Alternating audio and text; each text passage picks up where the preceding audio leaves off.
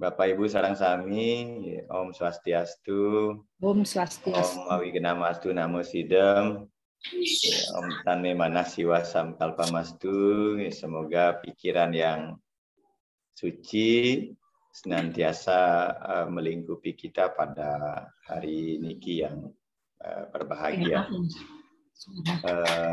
Hari niki kita akan kembali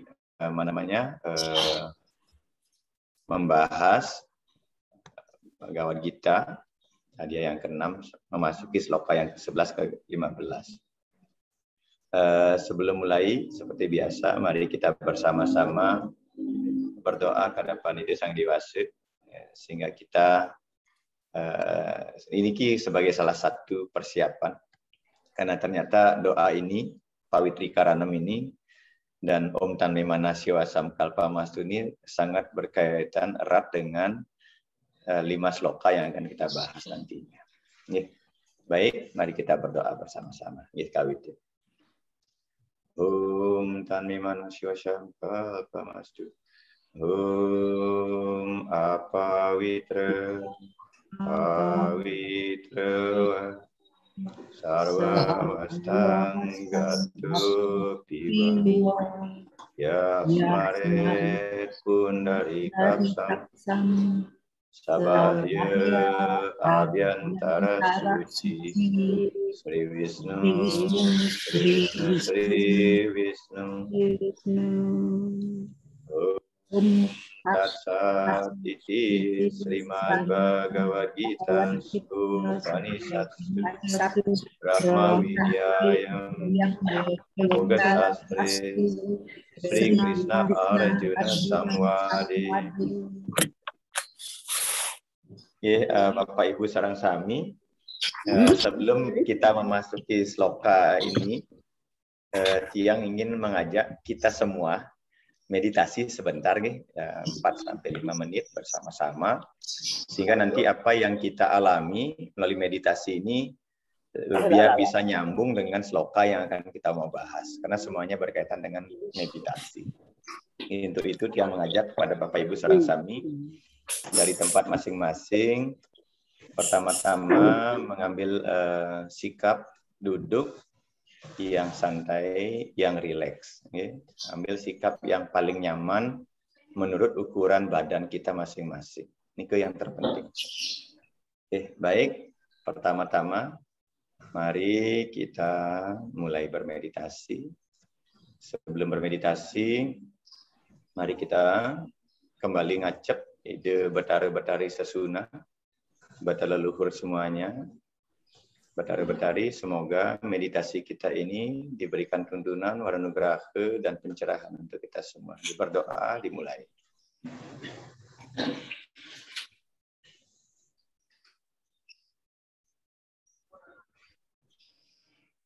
Berdoa selesai. Selanjutnya, mari kita ambil sikap yang santai. Biarkan tubuh kita mulai dari ujung rambut sampai ke ujung kaki dibuat santai, dibuat rileks. Kita berusaha untuk melepaskan semua ketegangan yang ada dalam diri kita. Semakin lama tubuh kita semakin santai dan semakin rileks. Napas Bapak, Ibu, biarkan mengalir secara alamiah. Tidak ada niat untuk menarik nafas, menahan nafas, ataupun berusaha untuk mengeluarkan nafas. Nafas biarkan mengalir secara alamiah saja. Selanjutnya, mari kita pejamkan mata, setengah terpejam. Arahkan ke ujung hidung atau ngeranesike. Sambil tersenyum yang bersumber dari dalam diri kita. Selanjutnya, karena ini meditasi, tentu akan setiap orang memiliki kemampuan yang berbeda-beda, kesadaran yang berbeda-beda. Pada tahap kali ini, saya menyarankan kepada Bapak Ibu memberikan keleluasaan untuk menggunakan media apapun yang diyakini, boleh dengan nafas, boleh membayangkan atau menggunakan pelinggih mungkin yang ada di hadapan Bapak Ibu saat ini, atau nama Tuhan yang diyakini selama niki, atau apa saja yang membuat Bapak Ibu nyaman untuk melakukan meditasi ini. Jadi bisa napas, bisa gambar-gambar para dewa, bisa musik, bisa nama-nama Tuhan, dan lain sebagainya. Dipersilakan, kami persilakan saja. Ini Bapak Ibu kita mulai. Selanjutnya mari arahkan pikiran untuk diajak untuk menikmati nama, rupa, atau warna kemahakuasaan Tuhan yang Bapak Ibu yakini di dalam hati. Arahkan pikiran kepada objek itu.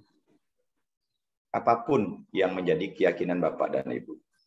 Boleh nama, boleh rupa, boleh warna, boleh apa saja. Pertahankan pikiran Bapak dan Ibu pada objek yang telah Bapak Ibu pilih dengan penuh rasa bakti. Yakini bahwa setiap nama, setiap rupa, dan setiap warna itu sesungguhnya adalah kemahakuasaan Tuhan. Dengan keyakinan bahwa Tuhan ada di mana-mana, Tuhan meresapi semua hal, dan sesungguhnya Tuhan adalah seluruh daripada kenampakan alam semesta ini. Meditasi dimulai.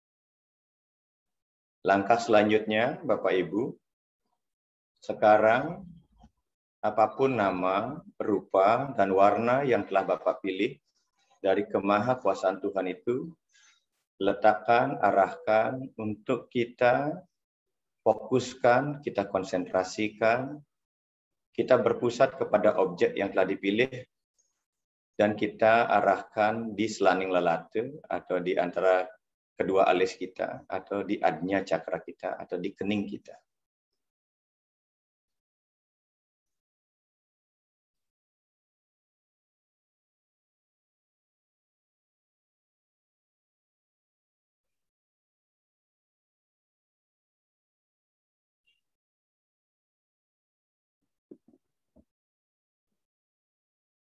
Ketika pikiran Bapak, Ibu keluar dari objek yang telah dipilih, perlahan-lahan kumpulkan kembali kekuatan di dalam diri agar pikiran kita kembali kepada objek yang telah Bapak pilih tadi. Renungkan dan pusatkan dia di adnya cakra atau di selaning lelate. Dan apapun sensasi yang ditimbulkan dari meditasi itu, tugas Bapak dan Ibu hanya mengamati saja, biarkan saja.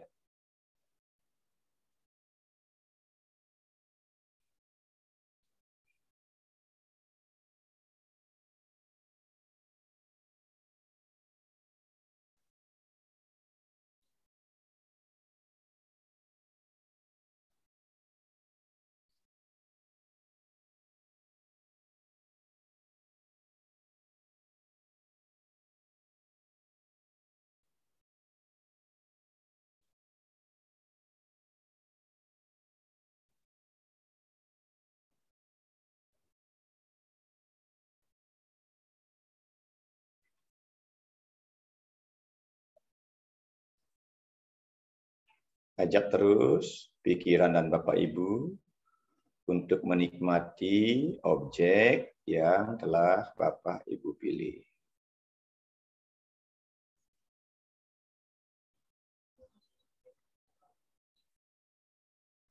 Sekarang arahkan objek yang telah Bapak Ibu pilih itu, sentuhkan dia, rasakan keberadaannya di Anahata Cakra atau di jantung, di daerah jantung kita.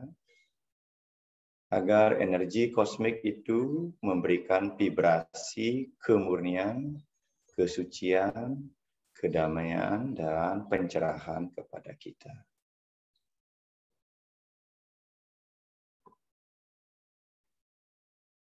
Rasakan keberadaan nama, rupa, dan warna itu di daerah jantung, di Anahata Cakra Bapak dan Ibu. Karena di sanalah Padma Hridaya kita. Singgasana kesucian, singgasana Sang Yang Atma,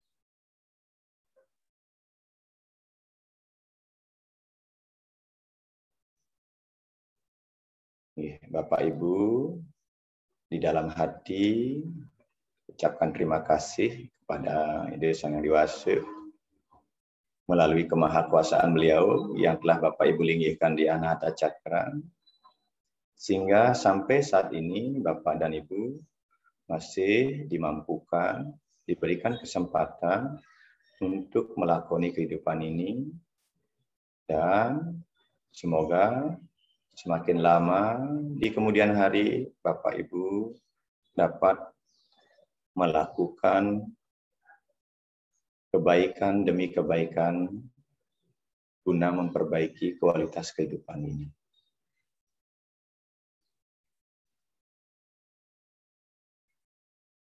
Setelah selesai, buka mata perlahan-lahan, sadari di mana kita berada. Meditasi selesai. Nggih, matur suksema. Nggih, Bapak Ibu, nike hanya metode sederhana yang nantinya tentu Bapak Ibu bisa kembangkan ya di rumah masing-masing untuk melaksanakan meditasi harian nike. Jadi intinya adalah harus berani menyadari bahwa Tuhan Yang Maha Kuasa itu sebanyak apa yang kita pikirkan. Jadi harus disadari bahwa Tuhan itu Maha Kuasa. Wiyapi wiyapake, ada ribuan nama, sarwa rupa, sarwa bawa, sahasrara nama rupa. Dan semuanya itu adalah aspek-aspek Tuhanan. Sehingga Bapak Ibu memiliki kemerdekaan, tidak dibelenggu oleh satu metode. Karena setiap orang tentu memiliki evolusi kesadaran rohani yang berbeda-beda. Itu sebabnya sebenarnya tidak ada satu metode meditasi pun yang cocok seragam untuk semua orang, gitu ya. Jadi Tiang memberikan keleluasan kepada Bapak Ibu untuk memilih metode yang menurut ukuran Bapak dan Ibu pas. Yang lebih terpenting adalah apa yang menjadi motif kita melakukan itu adalah menyadari kemahakuasaan Tuhan. Jadi setiap elemen, setiap media, setiap objek sesungguhnya bisa kita gunakan sebagai media untuk bermeditasi.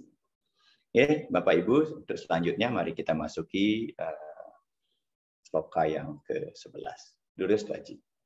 Oke, kita wacan bersama-sama. Sucau desi pratistapya. Sucau desi prastitapya. Tiram asanam atmana. Tiram asanam atmana. Natyu ceritam nati anicam. Natu kristam nakti jam.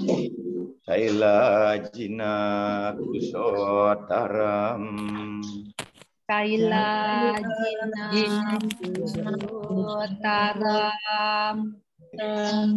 Sucau dese pratistapya. Sucau dese pratistapya. Tiram asanam atmana. Tiram asanam atmana. Natyu ceritam nati nicam. Natyu kritanati jam. Saila jina kusotaram. Kaila jina taram. Jadi ia yang hendak bermeditasi ya harus duduk di tempat yang suci. Ya, di atas tempat duduk yang kokoh, tidak terlalu tinggi maupun tidak terlalu rendah. Tertutup dengan rumput suci atau kusa atau ilalang, ya, padang rumput dari klase ya, tikah klase. Kemudian kulit rusa dan kain disusun satu di atas yang lainnya. Nah, tentu ini harus dipahami sloka ini kan diturunkan 5.500 tahun yang lalu. Tentu ada modifikasi. Kalau sekarang kan paling tidak ketika Bapak Ibu meditasi ada alasnya. Tidak grounding, tidak langsung di atas tanah. Bisa di kursi, bisa di tikar yoga, bisa di karpet. Paling tidak ada alasnya. Oke. Jadi ini penting untuk kita sehingga tidak grounding, sehingga meditasi yang kita lakukan tidak diserap lagi oleh Ibu Pertiwi. Ini juga banyak teman-teman yang melakukan meditasi langsung di atas pertiwi. Kalau kondisi tubuhnya nggak bagus, dia grounding, diserap energinya, jadi kita lemes setelah meditasi. Itu maksudnya. Sehingga kita juga memiliki manfaat, mendapatkan manfaat dari proses meditasi yang kita lakukan. Itu sebabnya mengapa perlu alas duduk. Kemudian tidak terlalu di tempat yang tinggi, takut jatuh. Kalau di tempat yang rendah, takut ada hewan-hewan yang mengganggu kita seperti ular, kalajengking, dan lain sebagainya. Itu maksudnya mengapa tidak di tempat yang lebih terlalu tinggi atau di tempat yang terlalu rendah. Agar kita bisa terhindar dari hal-hal yang berada di luar diri kita. Itu maksudnya seperti ini. Nah, kemudian ada kata mencari tempat yang suci. Artinya tempat itu memang kita setting untuk melakukan meditasi. Nah, makanya perlu kita berdoa seperti tadi, Om Apawitra Pawitrewa, Wastanggat Keptiwa, Ya Semaret Kundali Kaksang, Sabaya Biantara Suci. Agar diri kita dan tempat di mana kita melaksanakan aktivitas kerohanian itu menjadi suci. Paling bagus tentu di Merajan, ya di depan pelangkiran, di pura, atau di petirtan, itu tempat-tempat ideal. Nah, di tempat kerja juga bisa. Nah, tinggal kita setting. Sebelum kita meditasi, kita sucikan dulu diri kita dan kita sucikan tempat nike. Ya, itu maksudnya seperti nike. Jadi sucau desi, tempat yang murni dan suci.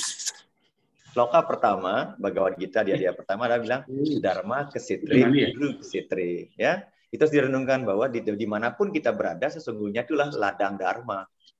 Dan itu guru kesetri, tempat kita untuk bisa melakukan aktivitas kerohanian. Makanya sloka Bhagavad Gita adhyaya pertama, sloka pertama, Dharma kesetri, guru kesetri. Itu harus dimaknai bahwa dimanapun kita berada, itulah ladang dharma. Itulah tempat kita bisa melakukan aktivitas kerohanian.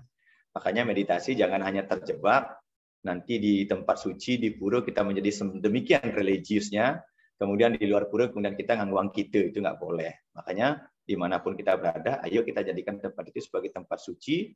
Karena kita sudah jadikan tempat itu sebagai tempat suci, maka di tempat itu kita akan bisa berperilaku suci. Itu maksudnya seperti ini, makanya Dharma Ksitri, Guru Ksitri. Nah, pada tahap awal lingkungan eksternal memang sangat mempengaruhi pikiran. Bayangkan kalau meditasinya di bawah matahari yang terik gitu misalnya, tentu kita akan terganggu. Kalau kita meditasinya di tempat yang kotor, ada banyak sampah, tentu kita terganggu. Pada tahap awal ya, pasti begitu. Kita akan mencari tempat-tempat yang hening, yang bersih, yang teduh, yang sejuk. Nah, pada tahap sadhana selanjutnya, seseorang akan mampu mencapai kemurnian internal, bahkan di tempat yang paling kotor, ya, bahkan di tempat yang paling ramai gitu. Kalau nanti Pak Gusti Putu sudah bisa meditasi di pasar itu bagus, sudah bisa konsentrasi di sana, jaga astung karo bagus. Nah, sebelum kita bisa masuk itu, ya kita perlu berlatih di tempat-tempat yang memang representatif. Nah, tetapi bagi yang baru, lingkungan yang bersih juga membantu menjaga pikiran tetap bersih. Karena fenomena yang ada di luar tentu akan sangat berpengaruh kepada gejolak pikiran kita.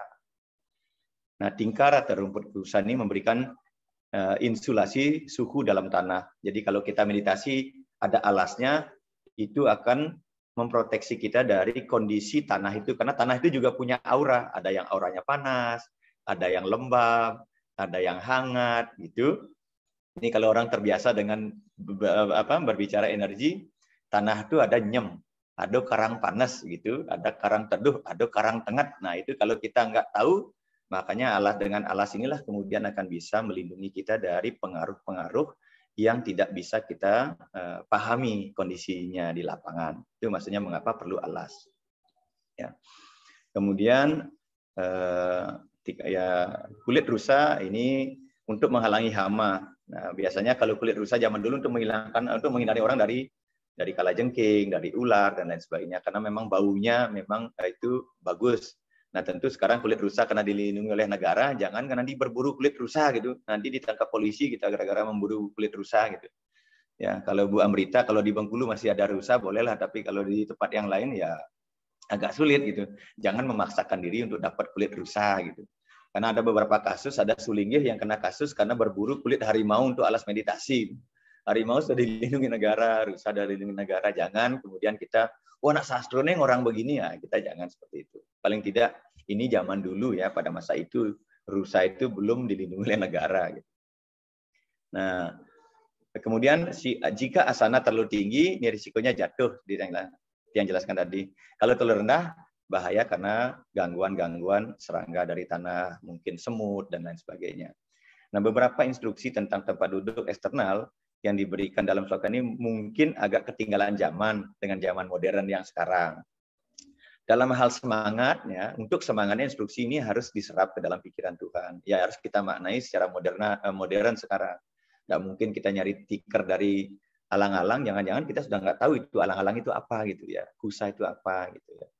Ya banyak juga umat kita nggak tahu alang-alang itu apa sih Pak, ambengan itu apa sih?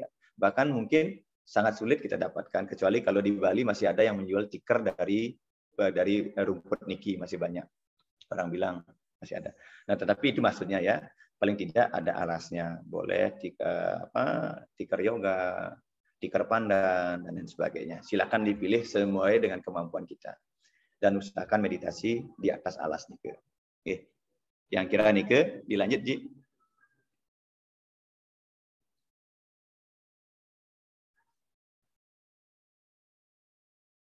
Oke, bisa dilanjutkan Ji ya. Baik, sloka yang ke-12 masih tentang meditasi, kita baca bersama-sama. Tatrai kagra manah kratwa. Tatrai kagra manah kratwa. Yata citendriya kriya. Yata citendriya kriya. Upawisya sane yunjian. Upawisya sane Yogam atma wisudaye. Yogam atma wisudaye. Tatrai kagram manah kretwa. Tatrai kagram manah kretwa. Yata citendriya kriya. Yata citendriya kriya. Upawisya sane yunjian. Upawishyatani yudhya Yogam Atma Wisudaye. Yogam Atma Wisudaye. Ya, di sana mengambil sikap duduk sambil memusatkan pikirannya kepada suatu tujuan dan menguasai segala gerak pikiran dan indrianya, melakukan yoga untuk memurnikan diri. Bapak Ibu sareng sami, meditasi yang Bapak Ibu lakukan tadi maksudnya ini. Ya, kita mengambil duduk, bersikap duduk yang sesuai dengan kondisi tubuh kita, nyamannya kita, amannya kita, tapi usahakan posisi kepala, dari kepala sampai tulang ekor kita itu tegak lurus. Itu yang terpenting sebenarnya. Boleh selonjorsana, boleh sirsasana, boleh silasana, boleh vajrasana, bahkan boleh sawasana. Tapi usahakan posisi kepala kita dengan tulang ekor kita itu tegak lurus. Itu yang terpenting. Kemudian pikiran kita terpusat kepada objek itu. Kita silakan pilih objek yang menurut Ibu pas untuk diri kita. Ya, ada pada napas, ada pada bentuk, pada nama, pada rupa. Ya, mau bertaris siapapun boleh, mau gambar boleh, mau sana, mau pelangkiran, silakan saja. Menurut mana yang pas di hati. Nah, dalam sadhana ada kecenderungan untuk menjadi malas dan tidur. Ini penting ya. Biasanya kalau kita berlatih rohani, ini pengalaman saya mengamati orang. Ketika saya ajak banyak orang untuk latihan rohani, biasanya malas dan tertidur. Ini terjadi karena pikiran material kita pada awalnya tidak mendapatkan kebahagiaan yang sama dalam perenungan tentang Tuhan, seperti halnya ketika kita menikmati objek-objek indria. Banyak sekali orang itu malas dan bahkan tidur ketika diajak meditasi. Diajak japa ya tidur, wab-wab gitu, waham-waham. Nah, hal ini menciptakan kemungkinan bagi pikiran untuk menjadi lesu ketika berfokus pada Tuhan. Kalau diajak mewidi-widi, lengitan bedek gitu. Nah, ketika kita tidak menemukan orang-orang tertidur di tengah perjalanan makan mereka. Tapi jarang ada orang tertidur ketika dia makan, nonton film, rumpi gitu. Jarang ada orang tidur gitu. Ini kondisi realnya. Tapi begitu ajak nuturang membicarakan soal agama, rohani, apalagi ajak meditasi, kalau nggak tidur takut dan malas. Karena berpikir, wah, tidak memberikan manfaat. Nah, untuk menghindari hal ini, kemudian Krishna memberikan instruksi untuk duduk tegak. Nah, kalau kita duduk tegak, maka napas yang kita serap melalui hidung, ya, dengan posisi tubuh yang tegak itu, dia itu akan memberikan stimulus oksigen ke seluruh tubuh kita, sehingga kita akan menjadi kuat dan menjadi tidak ngantuk. Tapi kalau kita bungkuk sambil tidak nyaman, posisi kita tidak aman, ini yang membuat kita itu cepat ngantuk dan kita malas. Ya, sikap duduk tegak. Ini walaupun kita sikap duduk seperti apapun kita ambil, usahakan kepala dengan punggung itu tegak. Nah, Brahma Sutra, ya, ini Brahma Sutra juga menyatakan 3 kata mutiara tentang postur tubuh untuk meditasi. Pertama ada namanya Asina Sambawat. Jadi untuk melakukan sadhana, duduklah dengan benar. Ya, kita perlu mencari sikap duduk yang bagus, yang aman, yang nyaman. Jangan menyiksa diri. Kemudian ada Acalatuam Capeksya. Pastikan Anda duduk tegak dan diam. Nah, ketika meditasi ya jangan berisik gitu. Ya, jangan sambil ngerumpi. Dan sebagainya, dia duduk diam. Ini syaratnya diam dulu gitu. Ya, makanya perlu memejamkan mata, melihat ujung hidung, kemudian berfokus pada itu. Kemudian dhyana caca. Duduk dengan cara ini, fokuskan pikiran dalam meditasi. Jadi begitu kita ambil sikap duduk seperti itu, apalagi kita sudah berdoa sama leluhur, hidup berkawitan bahwa kita akan meditasi, dan kemudian kita yakin bahwa beliau akan memberikan tuntunan dan pencerahan kepada kita, maka pada saat itu kita sudah harus berfokus. Jangan lagi nih hitungan, wah nanti WA saya bunyi, wah dan nanti saya ada yang nelpon, dan lain sebagainya. Kita merasa terburu-buru, diburu ketika kita mau melaksanakan meditasi. Padahal kalau ngerumpi, kalau nuturang timpal, itu kita nggak pernah terburu-buru. Ketika meditasi kok kita merasa diburu oleh sesuatu yang tidak jelas. Nah, ini penting untuk direnungkan bahwa kita perlu duduk dengan benar, kita duduk tegak, kita diam, dan kemudian kita fokus pada objek yang kita pilih untuk bermeditasi. apapun itu. Oke, dilanjut, Ji Dewa.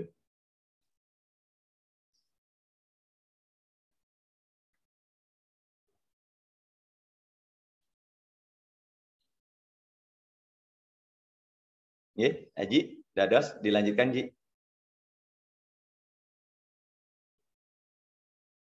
Mana Haji yang ini, Ki? Di mana Haji yang Ampun, Pak.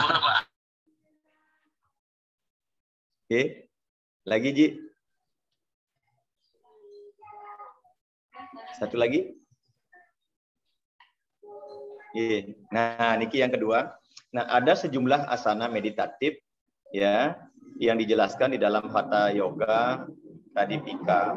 Ini pilihan, silakan sesuaikan dengan kondisi tubuh Bapak dan Ibu semuanya. Ada Padmasana berarti duduk ya, duduk melipat kaki kiri dan kaki kanan, dilipat ya. Kemudian ada namanya Ardha Padmasana. Ini seperti ibu-ibu metimpuh nggih, ada Vajrasana. Kemudian ada Dhyana Wirasana. Jadi kaki kiri di bawah, kaki kanan di atas, jadi dilipat separuhnya saja. Okay. Jadi hanya dilipat separuh saja. Kemudian ada namanya Siddhasana. Siddhasana itu sikap mesila yang paling santai. Ya, yang siddha itu artinya semampunya kita duduk gitu artinya. Silakan. Kemudian ada juga Sukhasana. Sukhasana ini senikmat-nikmatnya kita duduk gitu. Ada selonjoran, ada ya silakan saja, ada yang Sukhasana. Silakan saja pilih. Jadi semuanya tidak ada yang salah, sesuaikan dengan kondisi diri kita. Nah, kita dapat mengadopsi asana apapun di mana kita dapat duduk dengan nyaman tanpa bergerak selama periode meditasi. Ini yang lebih penting. Jadi selama periode meditasi, jangan kemudian kita gitu masih kerasa krisik gitu ya. Ya 1 menit mesila, 1 menit metimpuh, 1 menit selonjoran. Nah, itu maksudnya. Jadi kita pilih salah satu sikap dan kemudian kita concern kepada sikap itu selama proses meditasi. Nah, Maharshi Patanjali di dalam Yoga Sutra Patanjali mengatakan stira sukha masanam, sukha asanam. Jadi stira sukam asanam. Untuk berlatih meditasi, duduklah tanpa bergerak dalam postur apapun yang membuat Anda nyaman. Nah, ini jelas ya di dalam Patanjali, Yoga Sutra Patanjali. Silakan saja. Namanya stira sukha asanam. Pilih tempat duduk, sikap duduk yang membuat kita tuh nyaman selama proses meditasi. Nah, berapa orang tidak dapat duduk di lantai karena masalah lutut, kesemutan, ya. Bu Amrita itu maru negak jebuk sampun semutnya banyak gitu misalnya, karena asam uratnya kambuh gitu misalnya. Mereka tidak perlu berkecil hati ya, karena mereka bahkan dapat berlatih meditasi sambil duduk di kursi asalkan mereka memenuhi kondisi duduk tidak bergerak dan tegak pada saat itu. Jadi pada saat kita ambil di kursi sambil bersender begitu, usahakan selama proses meditasi kita tetap dalam posisi itu. Jadi tidak keliut lagi gitu loh, tidak keliut dan lain sebagainya. Itu maksudnya seperti itu. Ini yang terpenting, dasar-dasar kita melaksanakan meditasi. Jadi bukan harus nanti meditasinya harus semuanya diarahkan bisa ngelipat kaki kiri dan kanan Padmasana, bukan. Nanti tentu tidak akan ada banyak ibu-ibu yang bapak-bapak yang bisa melakukan itu. Kita maksudnya slogan ini. Dilanjut Ji Dewa.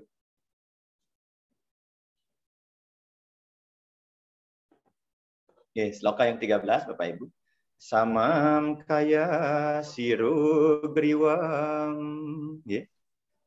Samam karya siro griwam. Darayan acalam stira. Darayanam calam stira. Sampreksya nasikagram suam. Sampreksya nasikagram suam. Bisa cana walokayan. Bisa walokayan. Samam kaya siru griwam. Samam kaya siru griwam. Darayan acalam stira. Darayan acalam stira. Sampreksya nasikagram swam.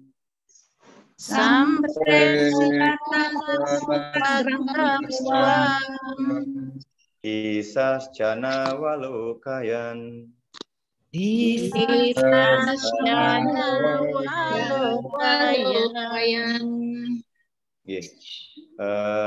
Dengan posisi badan, kepala dan leher yang tegak lurus, dan pikiran yang terpusat sedemikian tenang, melihat ke satu arah, ke ujung hidungnya sendiri, dengan tiada menoleh ke arah yang lain atau ke sekeliling. Jadi ini sloka 13 sangat tegas menjelaskan kita bagaimana sikap kita ketika kita meditasi.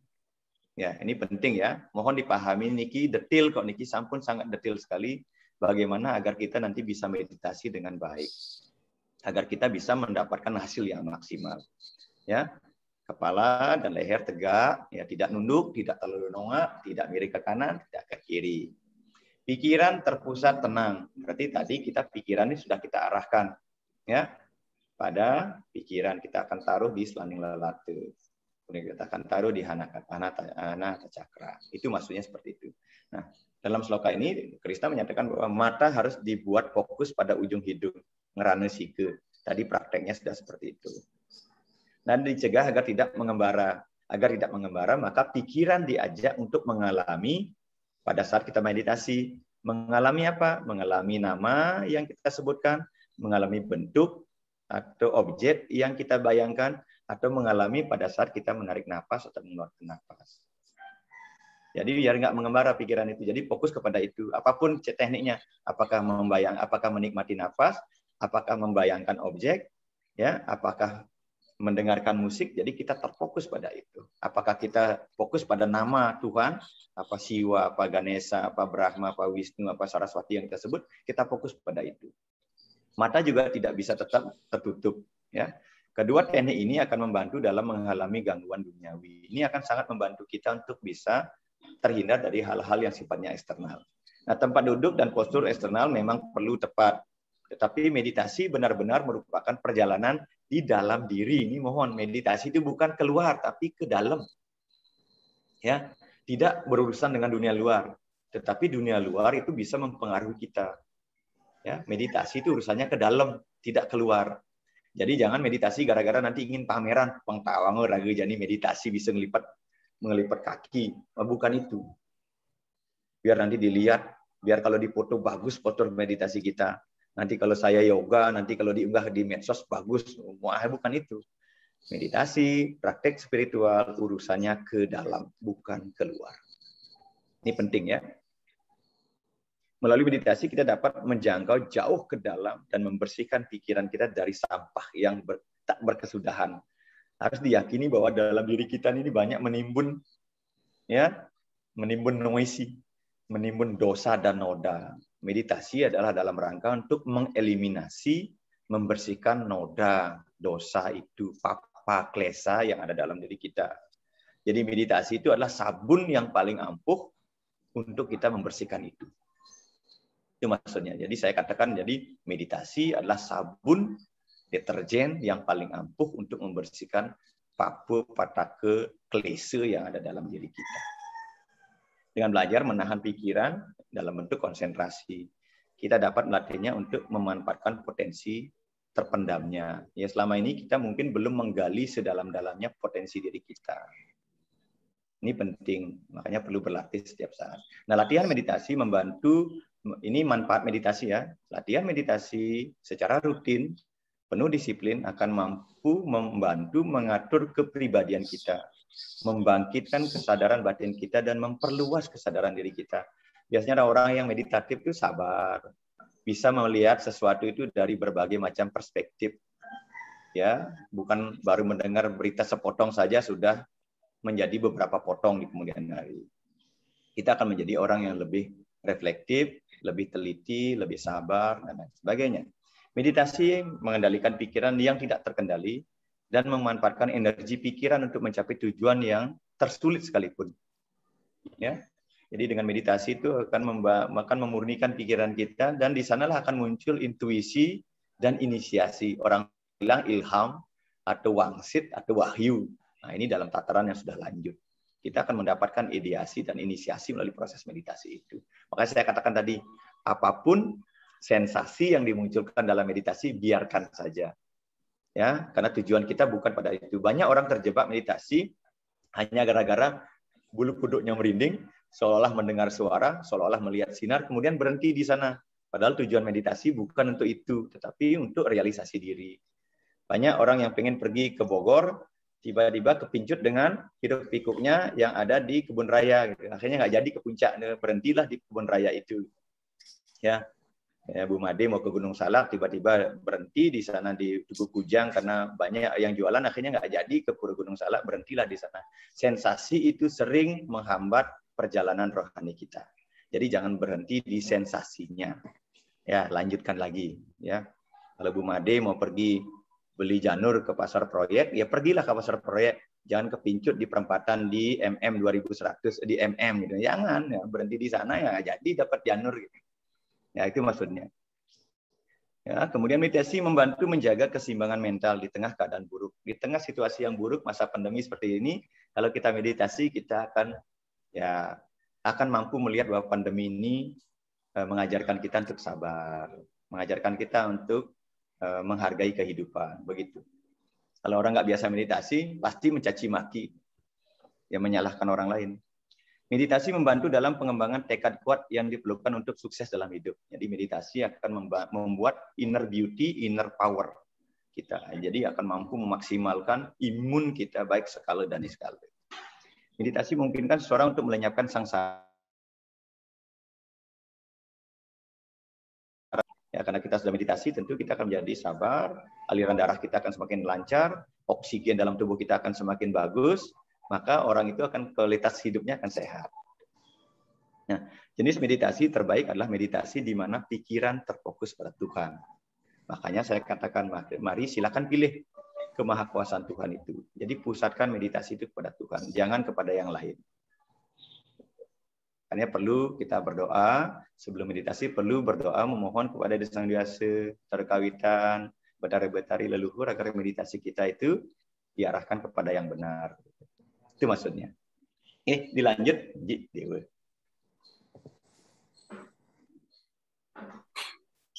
Nah, sloka ke-14, Ji. Bentar, Pak Mangku ada kendala sebentar.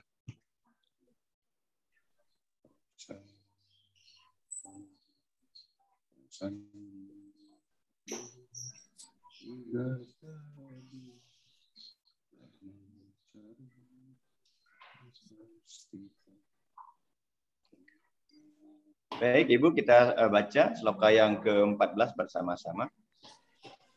Prasantatma wigatabir.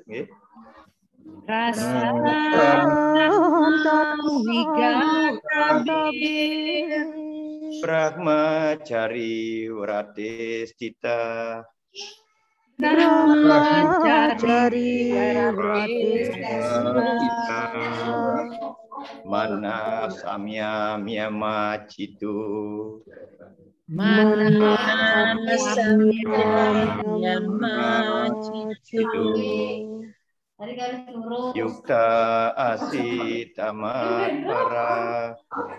Yukta asitamat para. Prasantatma wigatabir. Prasantatma wigatabir. Brahmacari Wratistita. Brahmacari Wratistita. Mana samya miyama citu. Mana samya miyama citu. Yukta asitamat para. Yukta asitamat para. Ya, yang tenang, ya, dan bebas dari ketakutan. Setia dalam sumpah Brahmacari. Setia dalam sumpah Brahmacari. dengan pikiran yang dapat dikuasainya, ia seorang yogi yang duduk melaksanakan yoga dengan pikiran yang terpusat selalu mengarah dan menuju kepadaku. Jadi, Bapak Ibu sareng sami, ada beberapa catatan penting yang dijelaskan oleh sloka yang ke-14 niki, yaitu yang pertama kita temukan ada kata warata, brata. Nah, ini penting buat kita semua. Ya, apa sih yang dimaksud oleh sloka ini? Ya, tenang dan bebas dari ketakutan. Ketika Bapak Ibu meditasi, jangan takut. Wih, tiang sing bani ke pura meditasi sendirian. Ke pura sendiri nggak berani, padahal rindu bertemu dengan Tuhan gitu. Tapi pergi ke pura sendiri nggak berani, ketakutan. Nanti berpikir nanti ada apa-apa di pura. Yakinilah di pura itu nggak ada apa-apa gitu. Bahkan saya menemukan ada pemangku yang takut sendirian ke pura gitu. Padahal dia setiap hari ingin bertemu dengan Tuhan, tapi disuruh ke pura sendiri nggak mau. Gitu. Ya. Nah, kalau Bu Wayan Wiryastini pasti senang ke pura dalam, karena beliau ngayah di pura dalam. Jangan sampai takut untuk berjumpa Tuhan kok takut gitu. Untuk berjumpa dengan diri sendiri kok takut. Nah, ini penting. Nah, Krishna ya dalam sloka niki menekankan praktik brahmacari untuk sukses dalam meditasi. Jadi hasrat seksual Bapak Ibu yang sudah berumah tangga gitu ya. Hasrat seksual itu sesungguhnya adalah untuk prokreasi, bukan rekreasi. Ya, mohon disadari niki. Ya, harus dibedakan antara membuat anak dengan membuat enak. Itu kita sering terjebak buat bikin enak saja. Gitu. Padahal tujuan melakukan hubungan seksual itu untuk prokreasi, bukan rekreasi.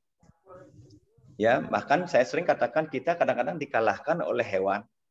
Kalau hewan itu ada musimnya dia untuk kawin. Anjing misalnya sase ke sange dia baru kawin. Kalau manusia itu padahal udah punya wiweke, kadang-kadang lupa diri gitu. Nah, jaga asal eko waro ngaran luang, kapan waktunya luang jadi gitu. Nah, ini mohon juga disadari. Ya, karena saya sering katakan di beberapa kesempatan, setiap kali orang melakukan hubungan seksual dan koitus, dia menghabiskan 40.000 kalori. Itu sama dengan dia melakukan pertapaan itu hampir 3 minggu. Nah, ini disadari. Kalau bukan hanya untuk prokreasi, bila perlu dihindarkan. Nah, pada sebagian besar spesies ada musim kawin tertentu, anjing sase kesange. Ya, sapi coba lihat dia pasti ya pada saat dia buang saja. Tapi manusia ya ke warung-warung luang. Ya. Jadi tidak melakukan aktivitas sembarangan. Tapi manusia yang memiliki intelek yang lebih besar justru sering kebablasan untuk memanjakan diri sesuka hati. Aktivitas prokreasi diubah menjadi sarana kenikmatan ragawi. Saya katakan tadi, makanya sulit membedakan antara membuat anak dan membuat enak gitu. Jadi kita enaknya saja. Padahal sing dadi-dadi ange gitu. Nah, Maharshi Patanjali menyatakan ya dalam Yoga Sutra, praktik brahmacari mengarah pada peningkatan energi yang besar. Jadi Bapak Ibu kalau bisa mengendalikan diri untuk tidak menghambur-hamburkan energi vitalnya, ya kita akan memiliki kesempatan untuk meningkatkan energi yang semakin besar. Oja sakti kita akan semakin besar, taksu kita akan semakin bagus, inner power kita akan semakin kuat. Ya, salah satu siswa ya ini saya katakan di dalam Yoga Sutra, di dalam Ayurveda dikatakan jadi salah satu murid dari Dewi Danwantari, Dewi pengobatan ya, dokter alam semesta namanya Dewi Danwantari. Pada saat itu mendekati gurunya setelah menyelesaikan pelajaran Ayurveda dan bertanya, wahai Dewi, sekarang beritahu saya rahasia tentang kesehatan. Apa sih rahasia kesehatan itu?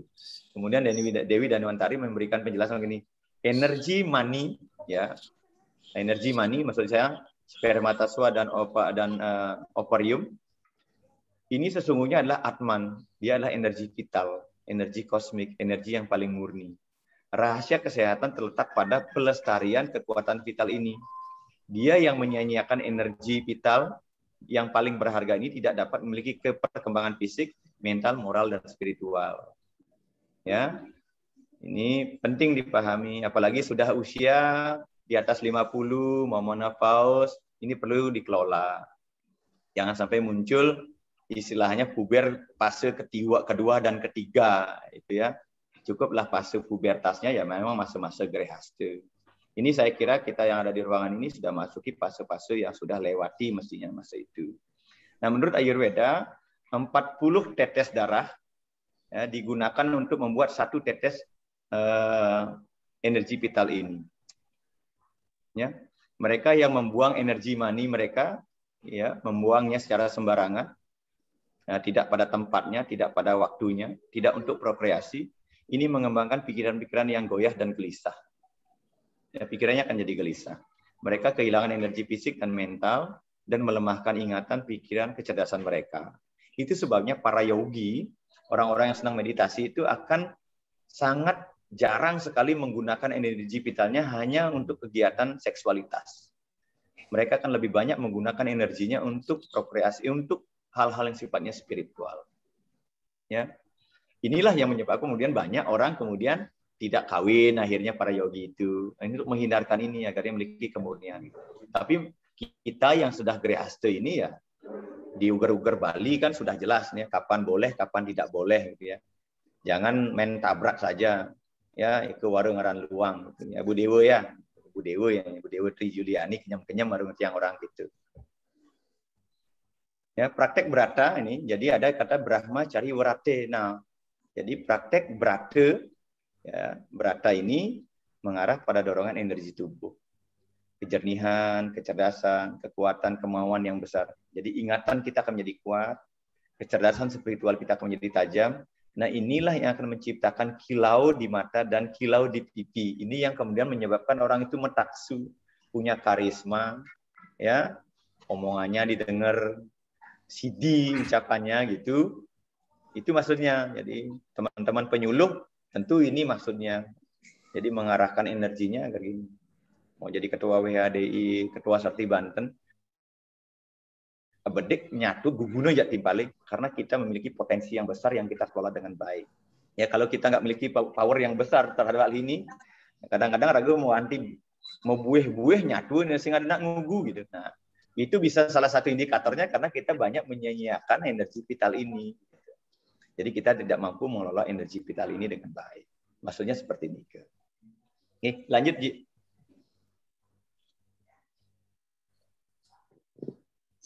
Nah, ini dalam Agni Purana, Bapak Ibu, ya, menyatakan bahwa 8 kegiatan yang berhubungan dengan seks yang harus kita kendalikan. Pertama, jangan memikirkannya. Mau meditasi, jangan mikirin seks gitu.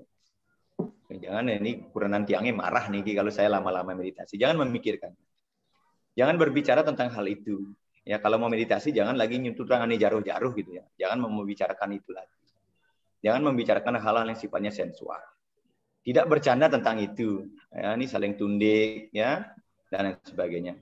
Tidak membayangkannya, ya, tidak menginginkannya, tidak membujuk seseorang untuk tertarik pada hal itu, gitu ya. Kemudian tidak memikat seseorang untuk tertarik kepada hal itu dan tidak terlibat di dalamnya. Nah, sloka ini menyatakan dengan tegas bahwa objek meditasi haruslah Tuhan. Jadi jangan itu. Kecuali ya saya katakan Bapak Ibu, kecuali Bapak dan Ibu penekun tantrik ya. Penekun ajaran tantra ya. Nah, di sana ada teknik maituna namanya. Jadi orang mendapatkan pencerahan itu melalui proses seksualitas. Tapi itu dengan aturan yang ketat, tidak hanya asal-asalan. Kalau penekun tantra itu jadi akan berbeda.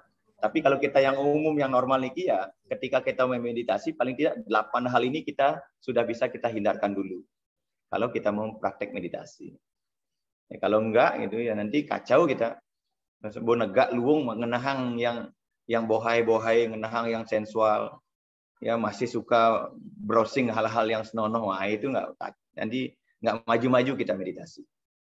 Itu maksudnya seperti ini. Oke, dilanjut. Sloka yang terakhir, yang ke-15. Oke, Bapak Ibu, sloka yang ke-15. Yunjan ewam sadat manam. Yunjan ewam sadat Yogi niyatamanasa. Yogi niyatamanasa. Santim nirwana paramam. Santim nirwana paramam. Mat samstam adigacati. Mat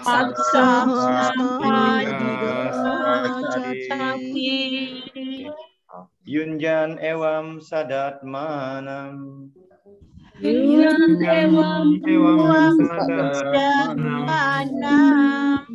Yogi niyata manasa. Yogi manasa. Antim nirwana paramam. Santim nirwana Mat samstam adigacati.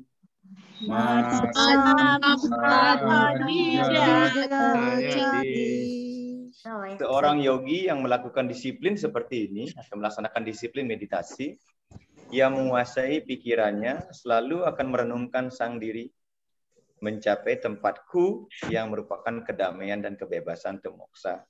Bapak Ibu sareng sami, meditasi ini adalah jalan indah atau jalan tol bagi kita untuk mencapai pembebasan. Saya katakan jalan tol. Jadi meditasi adalah jalan tol, bukan jalan arteri. Ya, jalan tol. Jalan yang begitu cepat mengantarkan orang kepada pembebasan. Tapi juga kalau kita nggak hati-hati, jalan tol juga paling membahayakan orang itu kecelakaan. Ya, makanya banyak orang-orang yang belajar spiritual itu di tengah jalan rontok kalau tidak mampu menguasai dirinya. Ya, banyak yang jatuh. Tetapi ya, mereka yang selalu sadar, dia akan jalan meditasi adalah jalan tol untuk mencapai pembebasan. Jadi ada berbagai macam teknik meditasi, ada teknik Zen, teknik Buddhis, teknik Tantra, teknik Tao, teknik Weda dan sebagainya. Silakan saja. Bapak Ibu yang sudah berguru atau sudah berlatih dengan orang, ya silakan saja ditekuni teknik itu. Ya, atau kalau sudah menemukan teknik sendiri bagus juga gitu. Nah, masing-masing memiliki sub-sub cabang. Nah, di kalangan pemeluk agama Hindu sendiri ada banyak sekali teknik yang dapat dipraktekkan. Ya, salah satunya mungkin tadi. Banyak lagi yang lainnya, ada meditasi angka, ada meditasi cahaya, ada meditasi nama, ya macam-macam, ada transcendental meditation, TM dan lain sebagainya, ada sudah kriya yoga, silakan saja yang mana ya. Manakah dari ini yang paling yang harus diadopsi untuk praktek pribadi kita? Itu pertanyaannya. Karena saking banyaknya, kira-kira mana ya gitu. Nah, objek meditasi, tapi yang lebih penting adalah objek meditasi haruslah Tuhan sendiri. Apapun bentuknya, apapun tekniknya, apapun metodenya, harus ya itu adalah Tuhan itu sendiri. Meditasi bukan hanya untuk meningkatkan konsentrasi dan fokus kepada satu objek, tetapi juga untuk memurnikan pikiran. Ini penting kita sadari bahwa meditasi adalah rangka untuk kita memiliki kemurnian pikiran. Pemurnian pikiran hanya mungkin jika kita memusatkannya pada satu objek yang sepenuhnya murni, yaitu Tuhan. Jadi kita hanya akan bisa menjadi murni kepada kalau kita berpusat kepada yang murni, yaitu Tuhan, karena Tuhan itu paling murni. Dan itu harus disadari. Nah, sekarang bagaimana caranya memusatkan pikiran pada Tuhan? Kita dapat menjadikan, seperti praktek tadi, kita bisa menjadikan semua atribut ketuhanan, namanya napas, bentuk, kebajikan atau sifat-sifat ketuhanan, maha pengasih, maha penyayang, maha damai, dan lain sebagainya. Hiburan, ya hiburan termasuk mungkin posisi Dewa Sang Hyang Widiwasa, apakah bertangan 8, bertangan 4, dan lain sebagainya. Tempat tinggal bisa pura, bisa pelinggih, bisa kamar suci. Rekan atau bisa teman, ya, bisa teman, bisa objek apapun, bisa figur, silakan saja. Semua itu tidak berbeda dari Tuhan. Ya, dan penuh dengan semua energi ketuhanan. Oleh karena itu, para pemuja dapat merenungkan salah satu dari hal-hal ini dan mendapatkan manfaat sejati dari bermediasi kepada Tuhan. Maka kita akan bisa mencapai suka tanpa widuka. Makanya Tiang katakan bahwa silakan Bapak Ibu ya yang ada di ruangan ini untuk memilih metode, memilih objek yang sesuai dengan keletak bayu yang kita akan nanti gunakan di dalam praktek-praktek meditasi. Tidak ada harus A, harus B, harus C. Silakan pilih kita ini orang merdeka. Makanya kita dibilang sarwu bawu, ya. Kita ini orang-orang yang merdeka. Silakan saja pilih sesuai dengan hati nurani kita. Oke, Bapak Ibu sareng sami, tiang kira nike yang bisa antarkan diskusi kita sloka 11 sampai 15 dengan praktek meditasi.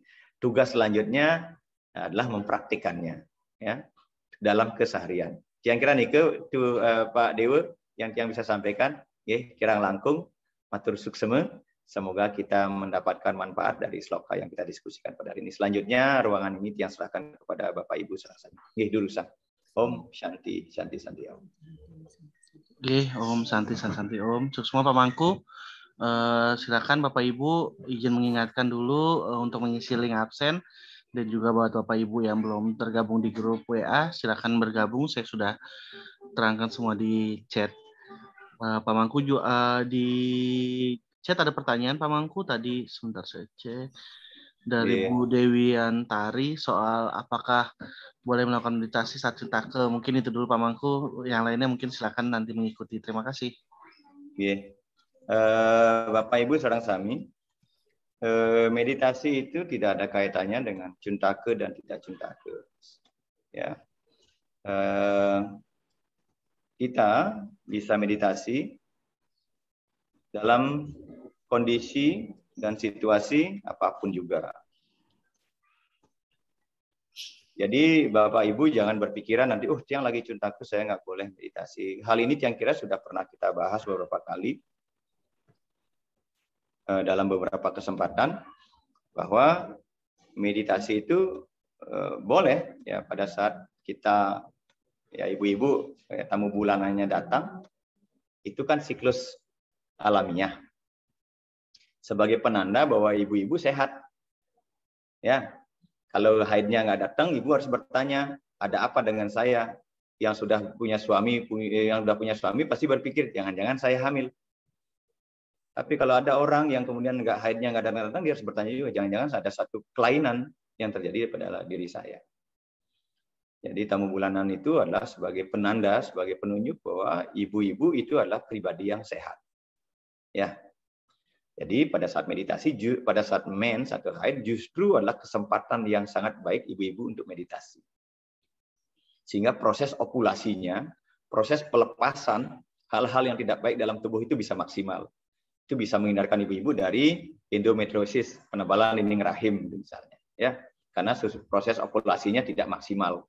Banyak orang yang mens itu kan sakit pinggangnya, sakit sampai akhirnya minum obat kiranti dan lain sebagainya. Memang dalam satu fase menghindarkan diri dari sakit, tapi justru itu akan membuat proses ovulasinya tidak maksimal. Dengan meditasi justru kita akan dibantu kelenjar-kelenjar tubuh kita itu akan dikuatkan sehingga proses ovulasinya juga maksimal.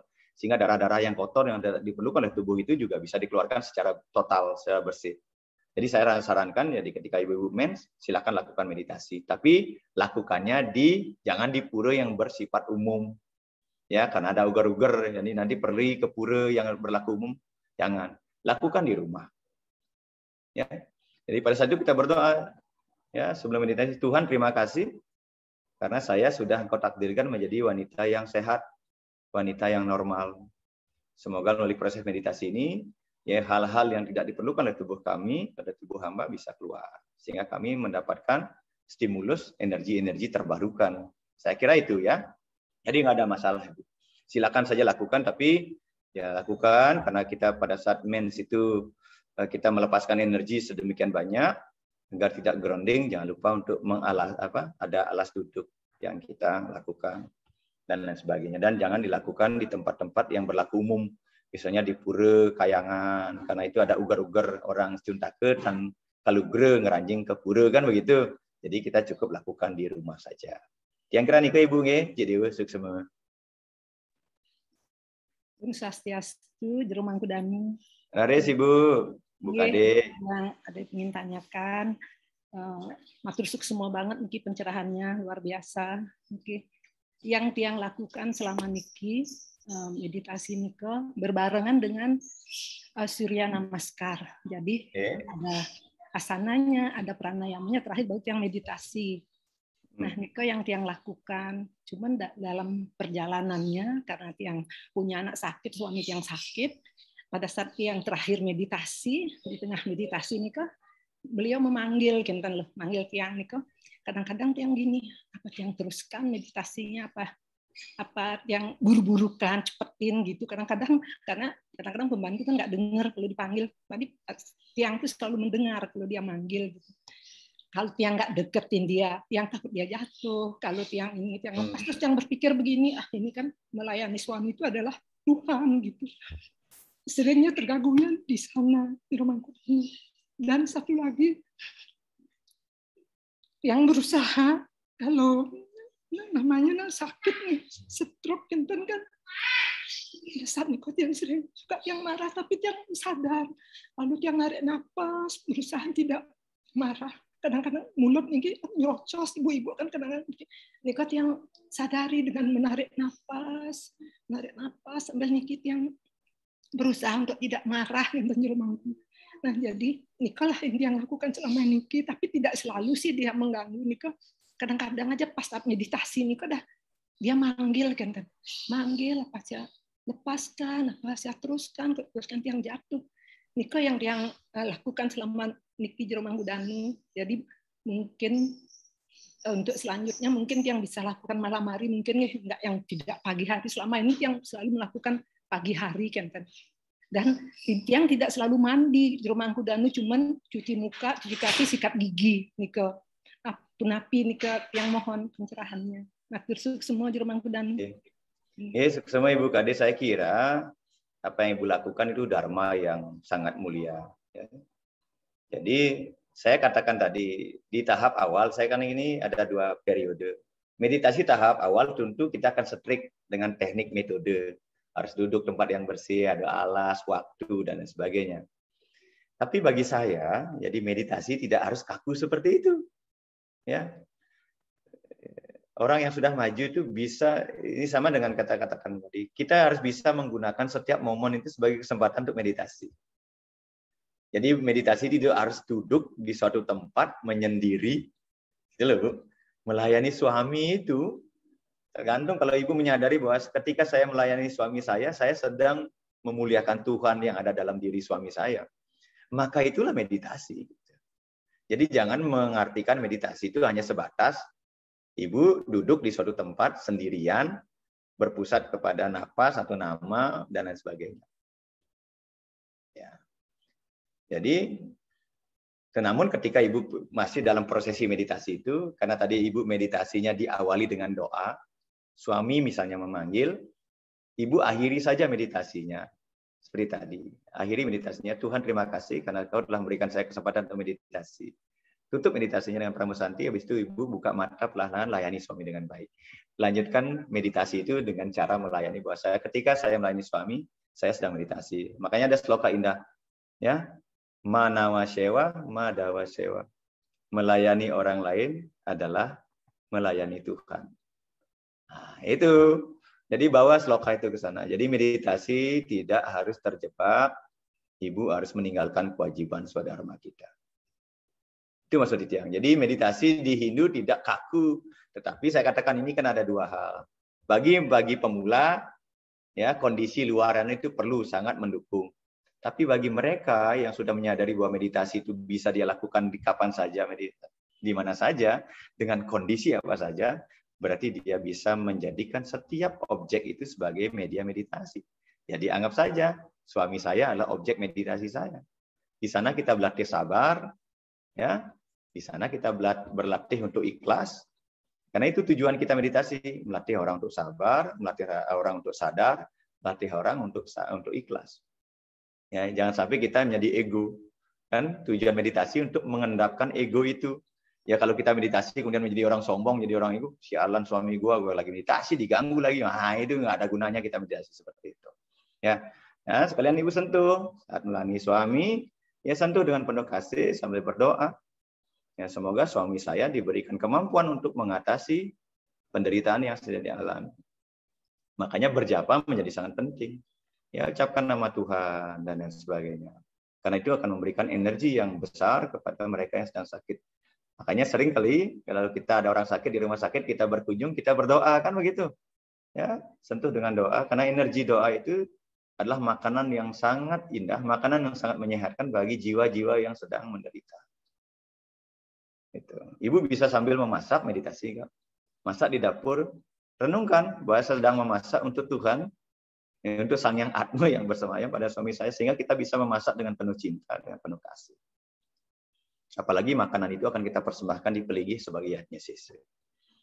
Jadi saya kira mengajak. Jadi spiritual itu tidak terbelenggu dengan hal-hal seperti itu, Bu. Ya, jadi apa yang Ibu lakukan saya kira suatu yang sangat besar, dan saya kira Bapak Ibu yang ada di ruangan ini juga harus bisa memaknai meditasi bukan sesuatu yang kaku seperti apa yang kita pikirkan. Jadi kita bisa menjadikan setiap momen, setiap kesempatan itu sebagai kesempatan kita untuk bermeditasi kepada Tuhan. Saya kira nih Ibu, dilanjutkan Ibu. Yang kira nih, terus semeton yang lain.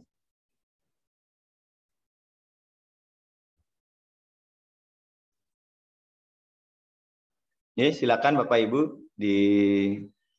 apalagi di chatbox nih ada pertanyaan dari Pak Mangku Griasa. Bila kita melihat sesuatu yang indah seperti bunga misalnya, kemudian dalam hati muncul kekaguman atas keindahan dan kebesaran yang menciptakan keindahan itu, apakah ini bisa dikatakan meditasi? Oke, masuk semua Pak Mangku. Pikiran itu kan sederhana. Indria itu begitu. Jadi indria itu yang mata melihat, ya silakan saja. Tapi hanya sebatas dalam penglihatan saja.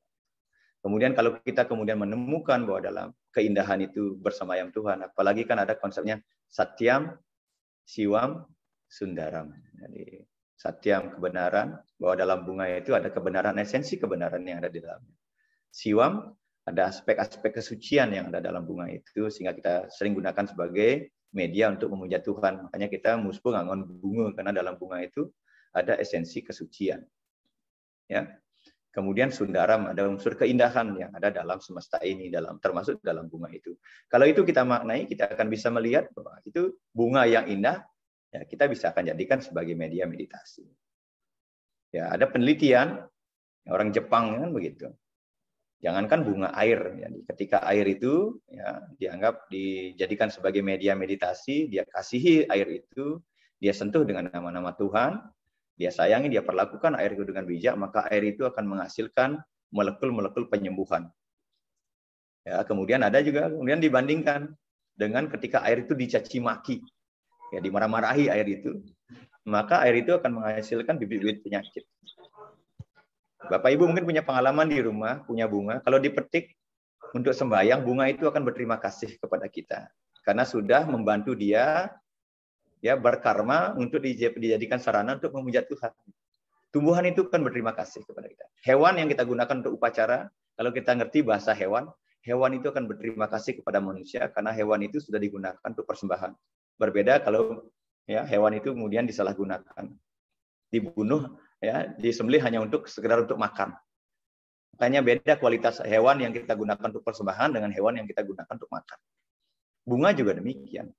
Bunga yang kita petik untuk memuliakan Tuhan, kalau kita mengerti bahasa tadu permana, ya bahasa tumbuh-tumbuhan, maka tumbuh-tumbuhan itu akan berterima kasih kepada kita, sudah kita gunakan untuk persembahan.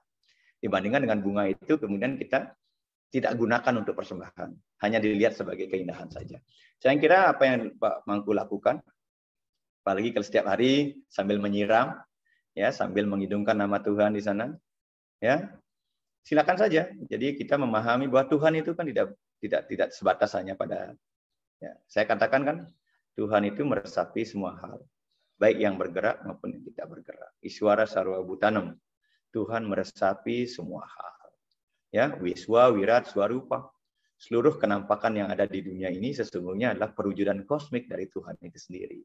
Ketika kita mampu melihat sesuatu indah, sesuatu yang suci pada benda-benda di luar diri kita, ya sesungguhnya kita pada saat itu sedang memuliakan kemahakuasaan daripada Tuhan itu sendiri. Memang ini ya, Ampura ini memang pelajaran rohani ya, tidak pelajaran sekuler. Kalau pelajaran sekuler saya pasti dicaci maki, Pak Mangku mengajarkan yang tidak benar. Tapi kalau ini rohani, karena ini pelajaran rohani, ya pelajaran yang spiritual, bukan pelajaran ritual gitu. Jadi saya Mohon teman-teman menyadari itu. Nanti kalau Bapak Ibu sudah mengalami kontemplasi seperti itu, kemanapun kita pergi, dengan siapapun kita berhadapan, kita akan mampu mengembangkan prinsip-prinsip itu. Melihat Satyam, Siwam, dan Sundaram itu dalam berbagai macam aspek yang ada di luar diri kita. Kira-kira nih ke Pak Mangku yang dapat yang jelaskan. Gestuk semua. Durus teman-teman yang lain. Mungkin punya pengalaman. Kita kan sharing nih, ya. Durus. Ada Pak Nyaman Wijaya. Durus Pak Nyaman.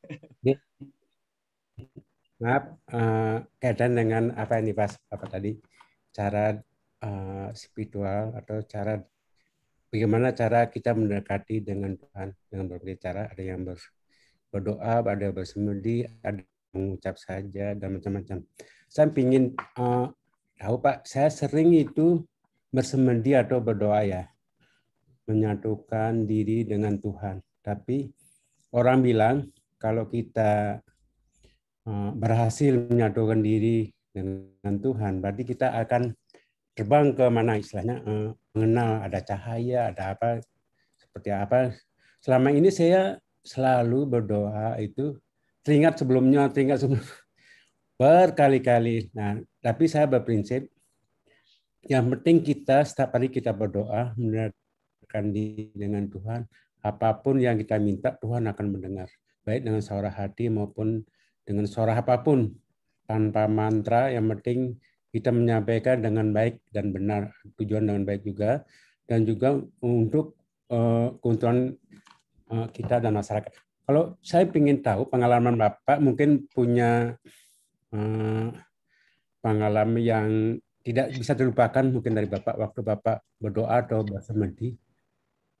Gimana Pak? Apakah Bapak mungkin punya kiat atau mungkin pengalaman Bapak selama Bapak melakukan kadang-kala semakin lama kita berdoa, kan Bapak pernah bilang, udah teruskan aja, lama-lama akan terlupakan. Kita akan fokus pasti menyatu dengan hati. Kadang kalau pikiran kita kan ada dua, di bagian atas otak dan hati. Hati itu kan yang benar. Kalau yang pikirannya biasa ada benar ada enggak. Ya mungkin.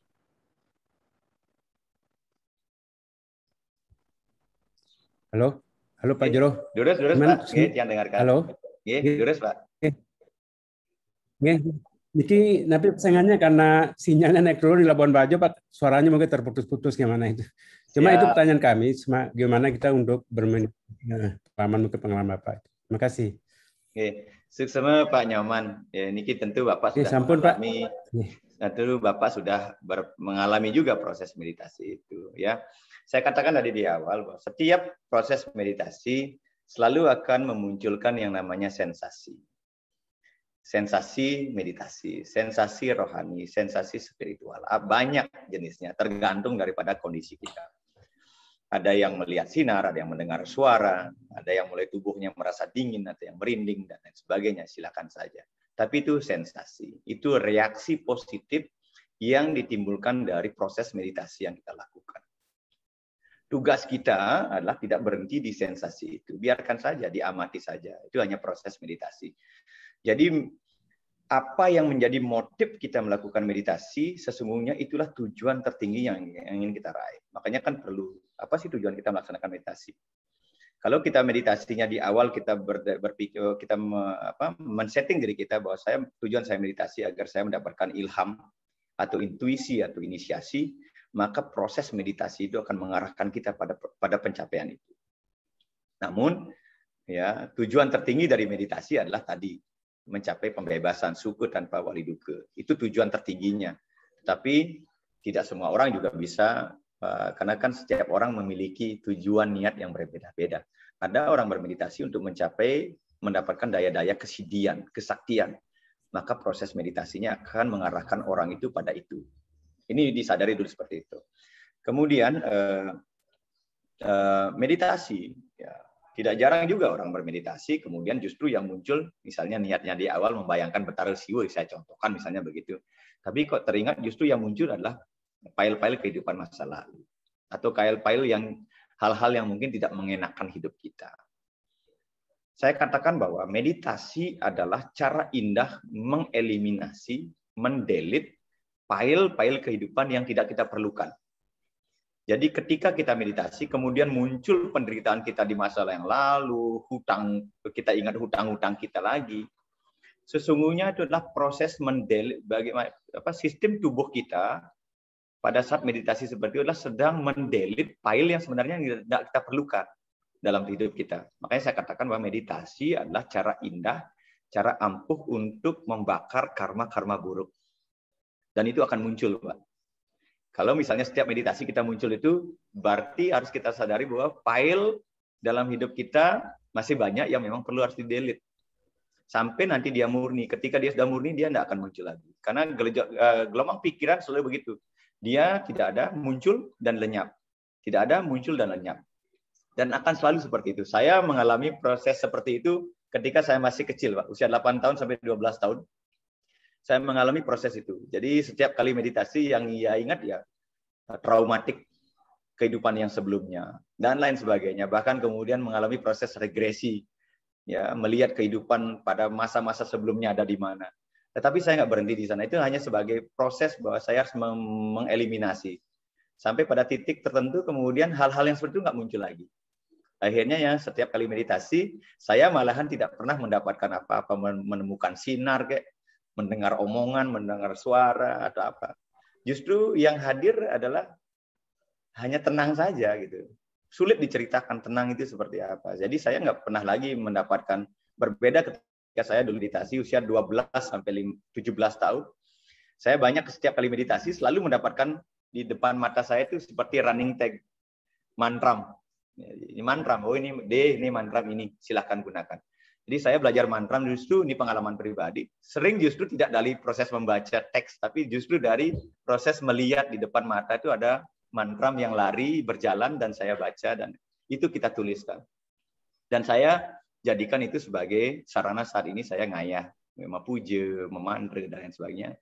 Sehingga kadang-kadang mantram yang kita ucapkan mungkin tidak standar, tapi itulah namanya ilham, namanya intuisi, namanya inisiasi. Sampai titik saat ini ya saya meditasi, duduk, tenang, hanya tenang saja, tidak lagi menikmati gejolak-gejolak itu. Nah ini tentu saya kira pengalaman pribadi yang tidak akan sama dengan pengalaman seseorang. Karena setiap orang memiliki file kehidupannya beragam, berbeda-beda gitu. Yang kira nih penting, jadi yang Bapak Ibu alami, yang Bapak Nyoman alami, diteruskan saja Pak. Jangan berhenti, gara-gara saya pengennya meditasi ketemu Betara Siwu kok muncul kehidupan saya yang jelek-jelek di masa yang lalu. Biarkan saja, karena itu proses mendelete file-file kehidupan yang sudah sesungguhnya tidak perlu kita simpan dalam sistem kerja pikiran kita. Yang ada di dalam dunia bawah sadar kita. Itu sedang di-delete dengan proses meditasi. Maka saya katakan meditasilah jalan tol bagi kita untuk mendelete file-file karma buruk yang ada dalam diri kita. Dilanjutkan mantan Pak, nanti pada satu titik tertentu, entah kapan, ini tergantung dari sadhana yang kita lakukan. Ada yang cepat, ada yang lambat. Saya katakan meditasi itu persis seperti aliran sungai yang menuju samudra. Semuanya mengarah kepada samudra yang sama. Tetapi ada yang sampai, ada yang tidak, ada yang tersangkut di pepohonan, di akar-akar kemelekatan. Tetapi juga ada yang memang mulus jalannya sampai dia ke samudra itu. Nah ini tentu harus diyakini bahwa tidak ada aktivitas kerohanian apapun yang kita lakukan itu tidak mendatangkan hasil. Yang perbedaannya hanya munculnya kapan dan di mana. Ya sama seperti buah. Ya, kalau kita antara menanam kedelai dengan menanam pohon bambu gitu, saya contohkan. Kalau mereka yang menanam kecambah 3 hari sudah dapat, sudah panen ya Pak. Tapi kalau tanaman kita ternyata tanaman bambu gitu. Ya, kita nggak bisa memetiknya pada usia tanam 1 tahun. 4 tahun itu baru tumbuh tunas 1. Ya, mungkin di 7 tahunnya baru kita akan tahu bambu itu tumbuh subur. Baru kita akan bisa menghasilkannya. Saya kira itu proses meditasi setiap orang tentu akan beragam, berbeda sesuai dengan kondisi kita. Tapi harus diyakini bahwa setiap manusia memiliki kesempatan yang sama di hadapan Tuhan untuk mendapatkan akses mencapai pembebasan itu. Jadi ada 2 hal. Jadi usaha secara disiplin kita lakukan, dan ketika kita sudah siap, kan ada orang bilang karunia akan datang ketika kita siap. Sering kita berdoa, tapi kadang-kadang menurut ukuran Tuhan, kadang-kadang kita dianggap belum siap, sehingga karunia itu nggak hadir. Ya, tugas kita adalah menyiapkan wadah itu, menyiapkan diri kita semaksimal mungkin agar kita memiliki kesiapan ketika karunia Tuhan itu datang. Ini yang harus kita lakukan. Jadi nggak usah jemu, nggak usah kemudian pantang menyerah, melihat orang lain kok sebentar sekali dia belajar sudah berhasil. Tentu keberhasilan setiap orang kan berbeda-beda. Ya, titik pencapaian seseorang tentu berbeda-beda. Ini tergantung daripada motif yang mendasari mereka melakukan itu. Yang kira Niki, Pak Made, Pak Nyoman, Giring tetap semangat Pak. Ya, yang kira semuanya akan sampai kepada itu. Yang kira nih. Jurus Pak Satu Nyoman. hal lagi Pak, punya pengalaman Pak. Orang bilang semakin tinggi spiritualnya, akan semakin tinggi juga cobaannya. Karena kita menuju hal yang lebih baik kan. Kemudian saya pernah pengalaman juga Pak. Pernah meditasi saya seperti terbang awang-awang. Gitu. Tapi dia mau turun, balik lagi langsung itu nikmatan luar biasa, pernah alami sekali. Kemudian saya mungkin tiba-tiba punya kelebihan ini loh Pak, bisa ngobatin orang. Kira-kira gimana menurut Bapak? Kelebihan saya ini apakah ilham dari Tuhan memang udah ini? Sering kami ngobatin di Labuajo. Mereka sering disantet, muntah darah apa-apa ke dokter, 2 minggu sembuh. Begitu saya pegang, walaupun jarak jauh pun langsung sembuh. Dan mereka mengucapkan terima kasih. Karena saya lakukan dengan ikhlas. Demikian juga saudara-saudara saya di Bali. Kalau ada sakit apa, pasti telepon saya. Tapi saya obatin sembuh. Karena dia yakin mungkin.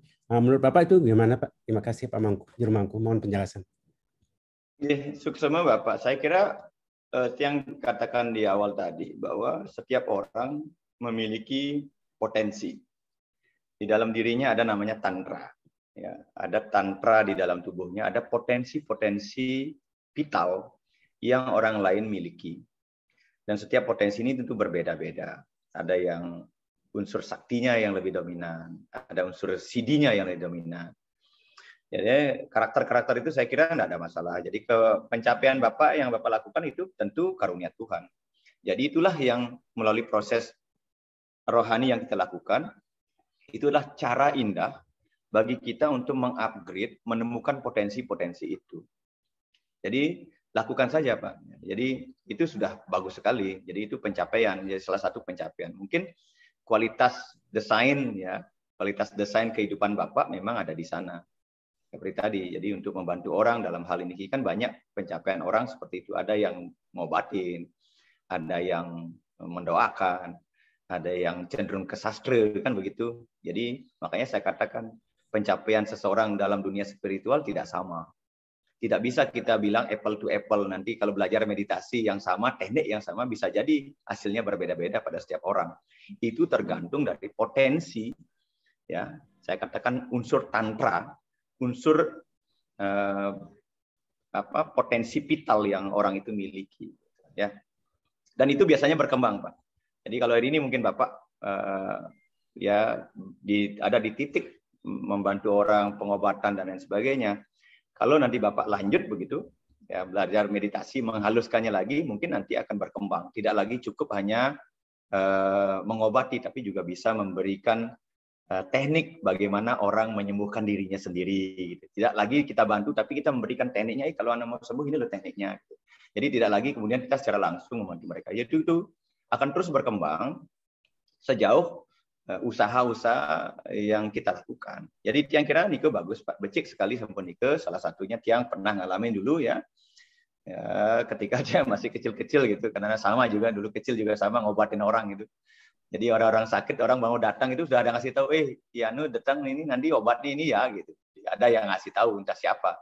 Dan itu benar adanya gitu. Jadi tapi lambat laun ya ability itu, kemampuan itu kemudian ya Tiang bilang sih ya bukan tidak ada lagi. Cuman kita berkembang, tidak lagi ada di level-level itu yang berkembang terus sampai kemudian akhirnya mengajak orang untuk bisa menyembuhkan dirinya sendiri. Jadi tidak langsung kita membantu mereka. Saya kira Nike Pak, jadi itu pencapaian-pencapaian secara spiritual ya, secara rohani yang setiap orang tentu akan berbeda-beda.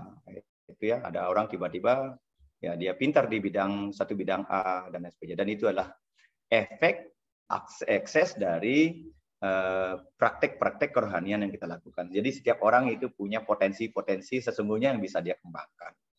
Ya contoh misalnya siapa di sini misalnya yang ternyata suaranya yang menjadi CD. Setiap kali omongan orang yang dia ketika dia dharma wacana gitu, ya anggaplah misalnya si cemblong gitu, dalam cemblong.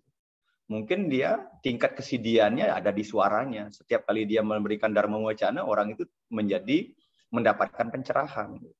Ada juga mungkin dari yang lainnya. Yang kira nih ke Pak, dilanjut ke mantan Pak, nih ke becik pisan. Terus, kasih. Terus semeton yang lainnya, yang punya pengalaman unik-unik. Nah meditasi nih akan membuat hidup ini indah. Ternyata setiap orang punya potensi-potensi yang kadang-kadang kita tidak sadari dan itu bisa berkembang. Silakan saja. Lurus, Bu Made Amrita. Lurus.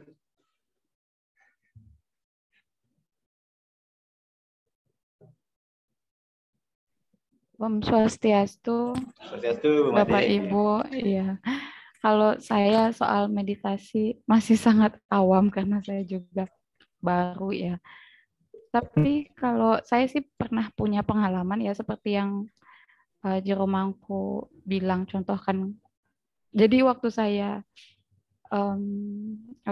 SMA, jadi saya dulu SMP SMA suka meditasi Gayatri Mantra itu sampai berapa kali gitu dalam sehari.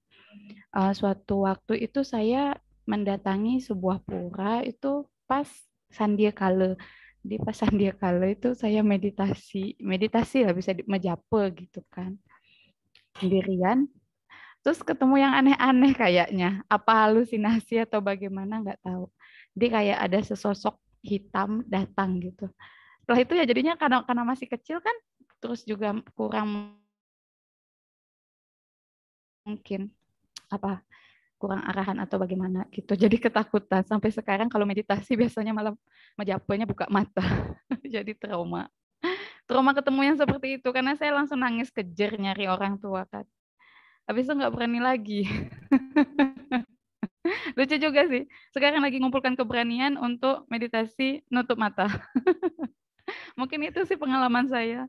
Ampura ya, saya nggak punya pengalaman yang bagaimana soal meditasi. Demikian Om, santi Om. Ya, saya kira itu sudah pengalaman yang luar biasa gitu ya. Sampai bisa melihat bayangan hitam. Tapi saya kira gitu ya, di meditasi itu kan ada tekniknya. Ada yang namanya sresti, ada yang namanya dresti. Ada yang memang membuka mata, ada yang menutup mata. Silakan saja, itu pilihan kok. Jadi boleh-boleh saja. Ada orang meditasi sambil membuka matanya. Ya, bahkan ada seloroh, ini agak jok dikit ya. Ya, orang ketika saya membuka mata aja saya nggak melihat apa-apa, apalagi saya memejamkan mata, saya bisa melihat apa? Ini agak jok sedikit ya.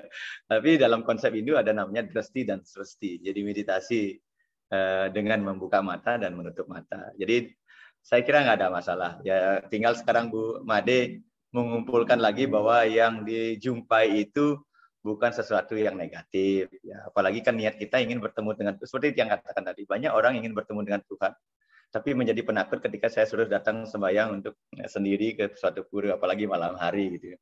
Baru ada angin berhembus sedikit, nanti dikirain itu bayangan hitam, padahal itu lagi pohon sedang ditiup angin gitu misalnya. Ya begitu ya, itu hal yang biasa.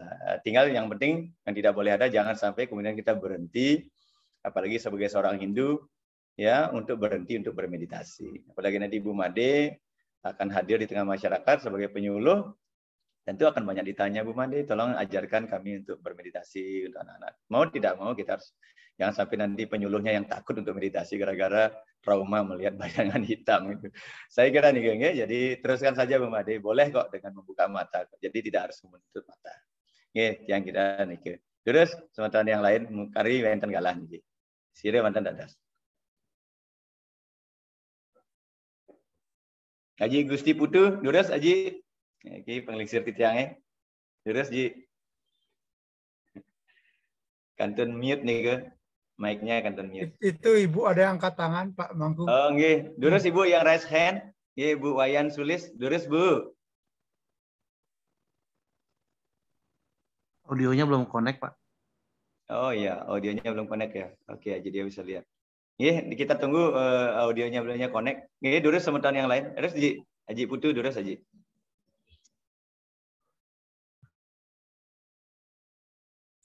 Silahkan Jeromaku yang lain yang menyimak mantan. Tadi Pak Dewa Putra tadi mau bicara. Terus Haji Dewa. Haji Dewa, Durus Haji Dewa.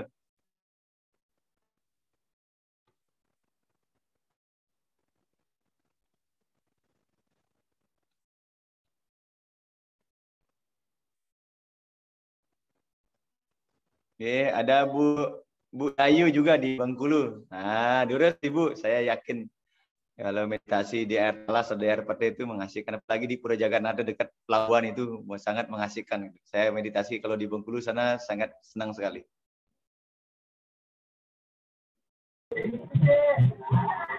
Om Swastiastu.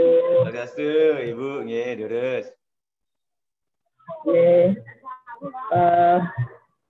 Pengalaman Tiang nih, karena Tiang juga suka ikut FN, terus sudah gitu Tiang juga senang melakukan gayatri maupun meditasi, pranayama. Memang rasanya sedih sekali kalau kita tuh sudah fokus deh. Apalagi Tiang juga merasakan di pura, karena pada saat yang melakukan meditasi itu terasa sekali Mangku Danu bahwa pura itu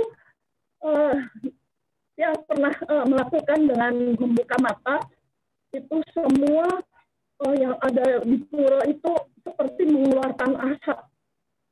Ampun kenten seluruh yang ada di pura itu seperti dilindungi seperti payung dengan cahaya putih.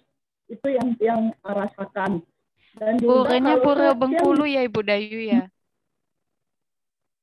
Pura Jagannatha Santi Muaradipa. Sama Tiang juga di sana. Itu yang bikin Tiang udah akhirnya nggak berani lagi. Jadi trauma. Tapi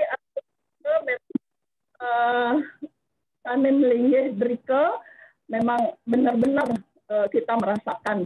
Walaupun Tiang juga merasakan pada saat sembahyang itu Tiang tuh merasakan bahwa sering sekali seperti macan artinya itu terus menggaruk-garuk enten. Jadi seperti ada orang yang melangkah. Terus yang tanyakan dengan anak-anak, apakah ada orang yang lewat tadi pada saat kita sembahyang? Nggak ada satupun, nggak ada yang lewat gitu. Jadi yang di sana kadang melakukan trisania saja yang sudah meneteskan air mata gitu. Karena sebegitunya tidak betah begitu dekat dengan kita. Yang tidak merasakan pada saat yang menutup mata untuk meditasi itu cahaya itu kadang putih, merah, biru yang dia rasakan. Cuman ya itulah kebesaran Ida Sang Hyang Widi yang rasakan bahwa dimanapun kita berusaha untuk berdoa, memfokuskan diri, mendekatkan kepada Tuhan, sama sekali yang rasakan astengkara benar. Gitu. Seperti yang sakit misalnya, yang pada saat UDG kemarin, yang mungkin telat makan gitu, yang hanya bisa meditasi dengan memfokuskan bahwa lambung saya mudah-mudahan cepat sehat. Ternyata benar apa yang berdoa yang rasakan memang astungkara benar-benar Ida Sang Hyang Widi memang dekat kepada kita. Itulah kebahagiaan dan bersyukur yang bahwa Hindu itu memang hebat. Dan mantan yang pengalaman yang lakukan, yang tiang laksanakan, astungkara semuanya berkat kebesaran Ida Sang Hyang Widiwasa. Suksema Bu Dayu. Saya kira kalau di Pura Bengkulu itu tidak hanya Ibu punya pengalaman unik. Saya ya beberapa kali datang ke Pura Nike. Saya katakan ya, bahkan ya dalam catatan saya dapatkan beberapa intuisi tentang kerajaan Sriwijaya. Ada beberapa mantram yang tiang kompilasi justru tiang temukan di Pura di Bengkulu itu. Makanya saya kalau ke Bengkulu senang habis dari Pura langsung ke pinggir pantai untuk meditasi. Jadi saya selalu begitu. Itu pengalaman saya. Bahkan saya punya pengalaman ketika habis gempa besar di Bengkulu dulu, ini saya cerita. Jadi saya kemudian meditasi di Pura itu, kemudian saya datang ke Air Tawas waktu itu. Di sana ada petunjuk bahwa karena masyarakat itu kan setiap menanam ke sawah itu selalu dimakan tikus cariknya. Ya, kemudian saya dapat petunjuk bahwa agar masyarakat di sana itu memuja Bathara Ganesha, memuja Ganesha. Kemudian masing-masing desa itu diminta untuk membuat kober gane. Kemudian diupacarakan di pura desanya masing-masing. Saya masih ingat itu Haji Mangku di pura itu. Kemudian kober gane itu diajak keliling ke sawah-sawah Krama, dan semenjak itu kemudian hama tikus itu setiap sawah orang Bali itu nggak dimakan tikus, tapi sawah-sawah orang yang non Hindu itu dihabisin sama tikus gitu. Jadi punya pengalaman unik juga. Jadi saya punya artinya dari pengalaman Ibu itu ya harus diyakini bahwa setiap usaha rohani yang kita lakukan itu akan berdampak besar pada perubahan kehidupan kita. Entah kita akan mendapatkan intuisi, entah kesehatan, entah apapun. Harus disadari. Makanya saya ingin mengajak bahwa jangan kemudian menganggap praktek-praktek kerohanian itu tidak ada manfaatnya. Saya katakan demikian. Mengapa di pura itu kita sering lebih mudah mendapatkan intuisi, lebih mudah mendapatkan ilham, lebih mudah mendapatkan pengalaman-pengalaman rohani? Karena setiap orang yang datang ke pura itu pikirannya murni. Nggak ada orang bawa pikiran ke pura itu pikirannya jelek karena maling ke pura, nggak ada. Kemudian setiap orang yang ada di pura itu pasti kata-katanya terjaga. Nggak ada akan orang memisuh marah-marah di pura. Dan setiap orang yang datang ke pura pasti memiliki perilaku yang santun, anggah ungguh, tata titi, mana boleh, tidak boleh. Bahkan kita di Hindu diatur. Kenapa wanita ke pura harus sanggul? Ya, kenapa harus pakai senteng? Kenapa harus pakai udeng?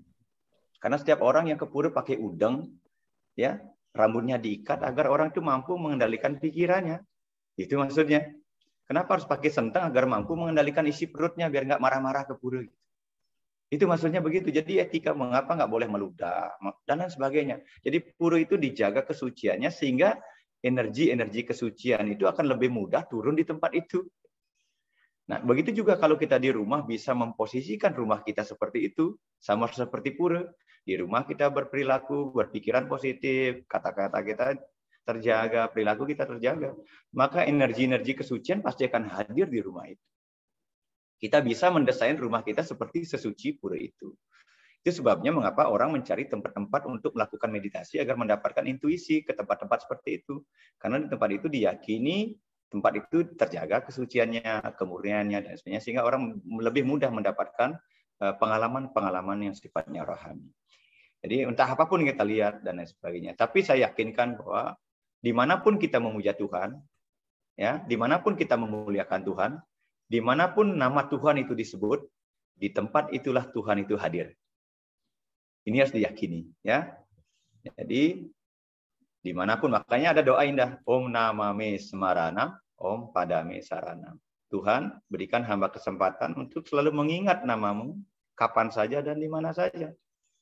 Om Padame Saranam, Tuhan berikan hamba kesempatan untuk bisa selalu bakti kepadamu. Dan itu bisa kita lakukan di mana saja. Maka tempat itu akan menjadi tempat suci.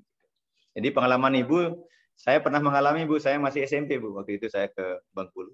Ya, saya beberapa kali ke Bengkulu, mungkin tidak ketemu Ibu gitu. Terakhir saya ke Bengkulu waktu ada ngenteng gigi masal dan potong gigi masal. Saya ngiring ide pedande Paji Sogate, mungkin belum kenal. Ya, saya waktu itu hadir ke Bengkulu. Kemudian saya pernah waktu gempa, habis gempa, beberapa kali saya pernah ke Bengkulu, karena saya pernah naik ke Gunung Dempo, perjalanan tiang ke Palembang sampai ke Jambi untuk ya napaktilas perjalanan leluhur Sriwijaya pada saat itu. Salah satu titik ada di Bengkulu. Saya kira pengalaman itu tentu kalau diceritakan di sini, setiap orang pasti akan memiliki pengalaman unik terhadap hal seperti itu. Ya. Saya kira ini sangat bagus. Jadi makanya saya bilang, Bu Made Amrita nggak usah takut-takut lah. Iya, gitu, berarti saya salah ini ya, Jero ya. Karena saya malah jadinya trauma. Ya, yang ya pasti, kayaknya perlu bimbingan lagi nih ya. Yang pasti di Pura adalah Gondoruo yang datang, nggak bisa masuk. Iya. Masalahnya masih kecil jadi pikirannya macam-macam.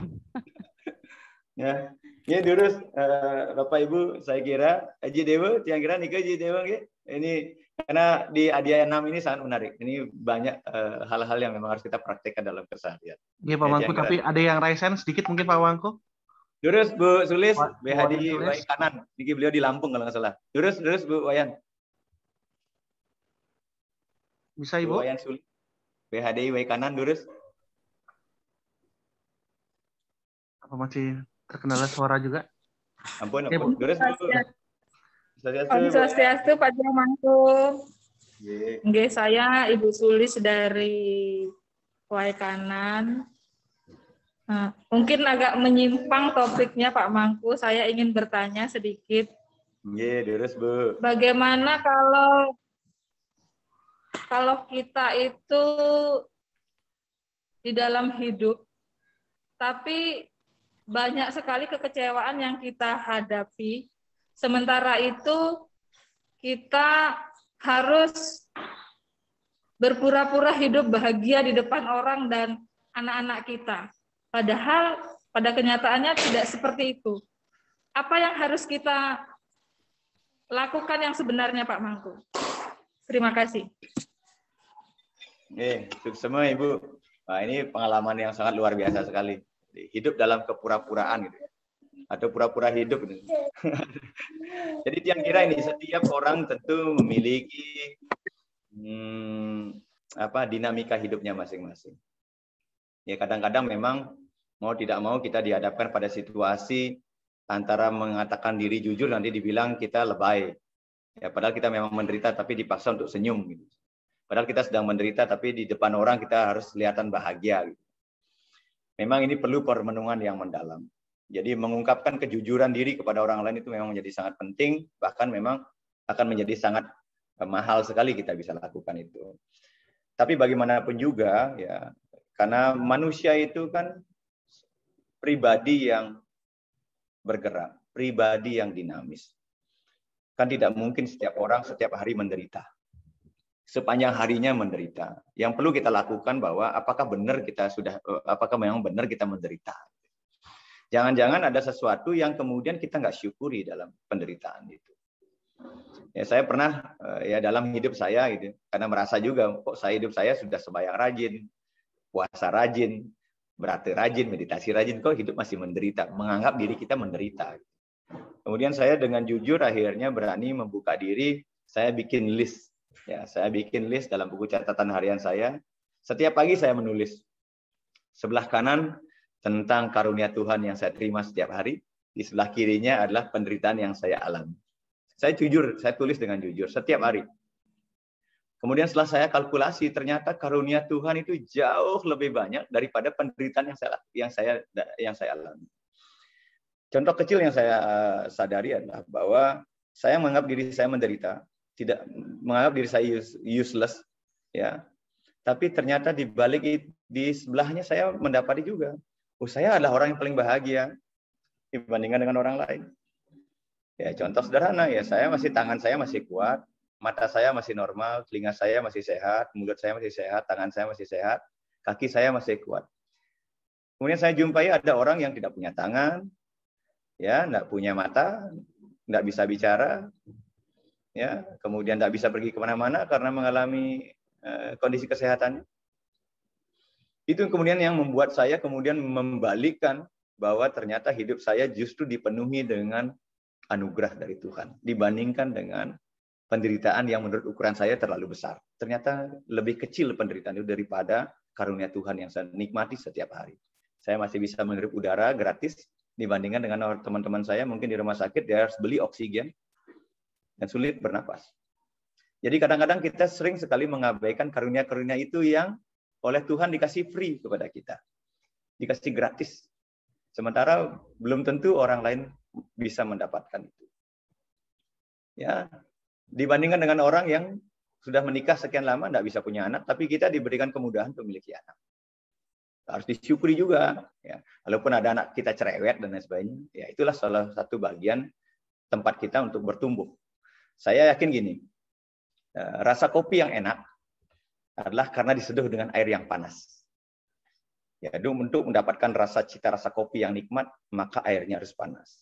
Kadang-kadang penderitaan yang kita alami bertubi-tubi itu adalah sebagai batu asahan bagi kita untuk agar kita bisa menjadi lebih tegar, menjadi lebih kuat, menjadi lebih bermakna. Jadi kita tidak boleh menyerah. Jadi anggap saja bahwa penderitaan yang Tuhan berikan kepada kita adalah bagaimana agar kita mampu melangkah lebih tinggi, lebih jauh. Seperti tadi dikatakan bahwa oleh Pak Nyoman, semakin tinggi katanya kedudukan orang, godaannya semakin kuat. Maka tugas kita bukan lagi kemudian memikirkan godaan itu, tapi bagaimana kemudian kita menjadikan hidup kita menguatkan akar-akar itu. Jadi pohon itu makin tinggi, ya walaupun anginnya kencang, tapi kalau akar-akar kita kuat, saya yakin kita akan mampu menghadapi itu. Nah, kalau kita menyerah, ya itu kita akan tergilas juga. Jadi saya kira setiap orang akan memiliki penderitaannya masing-masing. Yang berbeda adalah apakah setiap orang itu mampu memaknai bahwa hidupnya penuh anugerah. Jadi jangan pikirkan penderitaannya, kita pikirkan anugerah itu. Maka di saat yang sama penderitaan itu akan menyingkir dengan baik. Jadi karena di dalam, saya katakan, dalam sistem kerja pikiran kita tidak akan mampu memikirkan dua hal yang berbeda secara bersamaan. Mohon disadari itu. Jadi kalau setiap hari kita bisa setting, memikirkan yang positif, maka di saat yang sama penderitaan itu, pikiran yang negatif tidak akan bisa muncul. Pikiran kita begitu, tidak mungkin memikirkan dua hal yang berbeda di saat yang bersamaan. Mampu nggak sekarang kita menyeting bahwa hidup saya penuh dengan karunia? Begitu kita bisa mendeklar atau membuat afirmasi setiap pagi seperti itu, Tuhan terima kasih, karena hari ini hamba mendapatkan anugerah yang luar biasa, saya masih bisa bernapas, badan saya masih sehat, anak-anak saya masih bisa bermain. Maka di saat yang sama, pikiran negatif itu tidak akan muncul. Ya, tidak akan muncul. Kalau terus kita bisa lakukan itu. Tetapi kalau setiap pagi kita baru bangun, Ratu Betara makin di tiang, kita ingat yang negatif-negatifnya sepanjang hari hidup kita akan dipenuhi dengan penderitaan. Ini hanya bagaimana kita men-setting diri saja kok. Ya, yang harapan tiang Bu Sulis, ya kita setting di awal. Setiap baru makanya ada namanya guru sakas. Ini dalam teknik Patanjali ada namanya guru sakas. Guru sakas itu artinya kedua. Begitu kita bangun, belum turun dari tempat tidur ini, begitu kita baru membuka mata, gerak-gerak dikit, sudah harus berdoa, Tuhan terima kasih karena saya masih hidup.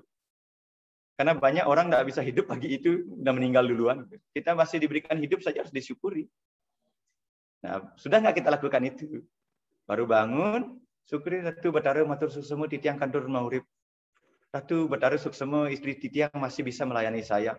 Terus itu afirmasi positif ini akan mampu menghilangkan penderitaan itu. Ya, penderitaan muncul kalau kita membiarkannya masuk. Ya, kekecewaan hadir kalau kita membiarkannya masuk.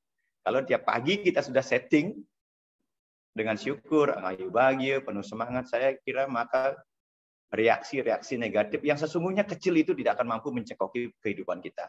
Ini tinggal bagaimana kemudian kita mendesain, ya. Yang kira nih, jadi perlu settingan awal. Lakukan guru sakas setiap pagi, begitu baru bangun, belum turun dari tempat tidur, berdoa dalam tempat tidur itu, terima kasih Tuhan. Hari ini saya masih hidup, semoga hidup saya hari ini bermanfaat untuk kebahagiaan diri saya dan kebahagiaan orang-orang yang saya cintai yang ada di sekitar saya. Maka sepanjang hari hidup kita akan penuh dengan sukacita. Penderitaan itu tidak derita, kekecewaan, dia tidak akan berani mendekat kepada hidup kita. Yang kira niki hanya tips saja, nih. Ya, tidak perlu pura-pura kalau memang pada saat itu memang kita menderita, tapi kita syukuri dulu hidup kita. Maka dengan cara seperti itu kita akan diberikan kesempatan kepada Tuhan untuk mengatasinya. Kita akan diberikan kekuatan oleh Tuhan, oleh alam untuk mengatasi penderitaan itu. Saya yakin itu. Saya kira tiap orang akan memiliki penderitaannya masing-masing. Tinggal saja bagaimana dia mengolahnya saja. Itu yang kira nih Bu Sulis, tetap semangat ya. Di way kanan tiang beberapa kali ke way kanan Bu. Ya saya sempat ke PSP 2. Ya jalan kaki dulu masa-masa tiang masih mahasiswa. Ibu di way kanannya di mana Bu? Saya di Bahuga Pak, di Kecamatan Bahuga. Ya? Oke. Siap, tetap semangat Bu. Salam buat teman-teman. Yang apalagi Terima yang kasih Pak Manku atas HDI Lampung itu sangat aktif. Ada Bu Gede, Bu Dokter ya, yang di Bandar Jaya. Ya, itu dia sangat gini kok. Saya banyak punya teman-teman di Lampung gitu ya. Bagus-bagus.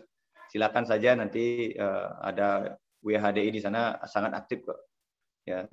Yang kira nih, Bu, tetap semangat Bu. Jangan lihat yang negatif, yang kecil itu.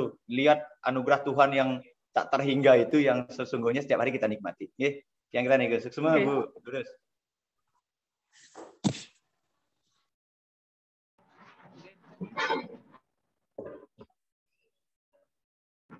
Pak Mangku, Ampura lagi banyak pesawat terbang. Semua Pak Mangku, nggak terasa sudah 2 jam. Terima kasih Bapak Ibu yang sudah hadir. Ini kayaknya yang paling panjang pertemuan kita selama ini. Terima kasih Pak Mangku. Pak Mangku. Bapak Ibu sareng sami, saya kira demikian diskusi kita pada hari ini. Mari kita bersama-sama tumbuhkan sikap semangat, sikap positif, sikap optimis, bahwa setiap hal yang kita niatkan dengan pikiran yang murni, pikiran yang suci, pikiran yang tulus akan mendatangkan kebahagiaan untuk diri kita. Ya, ada kerikil-kerikil kecil, ya duri-duri kecil dalam perjalanan kita wajar, ya. Tapi jangan salahkan durinya. Tugas kita kalau kita pergi melangkah, ya anggap naik kendaraan, tiba-tiba terantuk duri, ketanjung, ban kita kempes, jangan salahkan bannya, tapi tugas kita lah menambal ban itu. Sehingga kita tetap bisa melangkah. Yang kira nih tetap optimis, tetap semangat, apalagi kita di Hindu banyak sastra yang sudah mengajarkan kita untuk selalu berperilaku positif. Yang kira nih semoga bermanfaat untuk kita semua. Materinya mungkin nanti akan di-share oleh Haji Dewa di grup yang sudah ada di sana. Yang kira nih sukses semua, semoga serang sami, selamat beraktivitas. Ya. Semua jero mangku danu. Cantik. Semua jero mangku.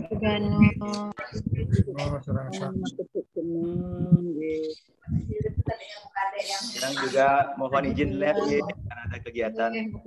Terus.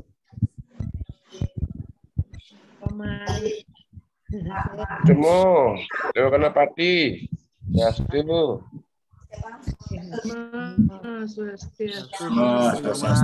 Semuanya. Ampura tiap tutup ya, sukses semua.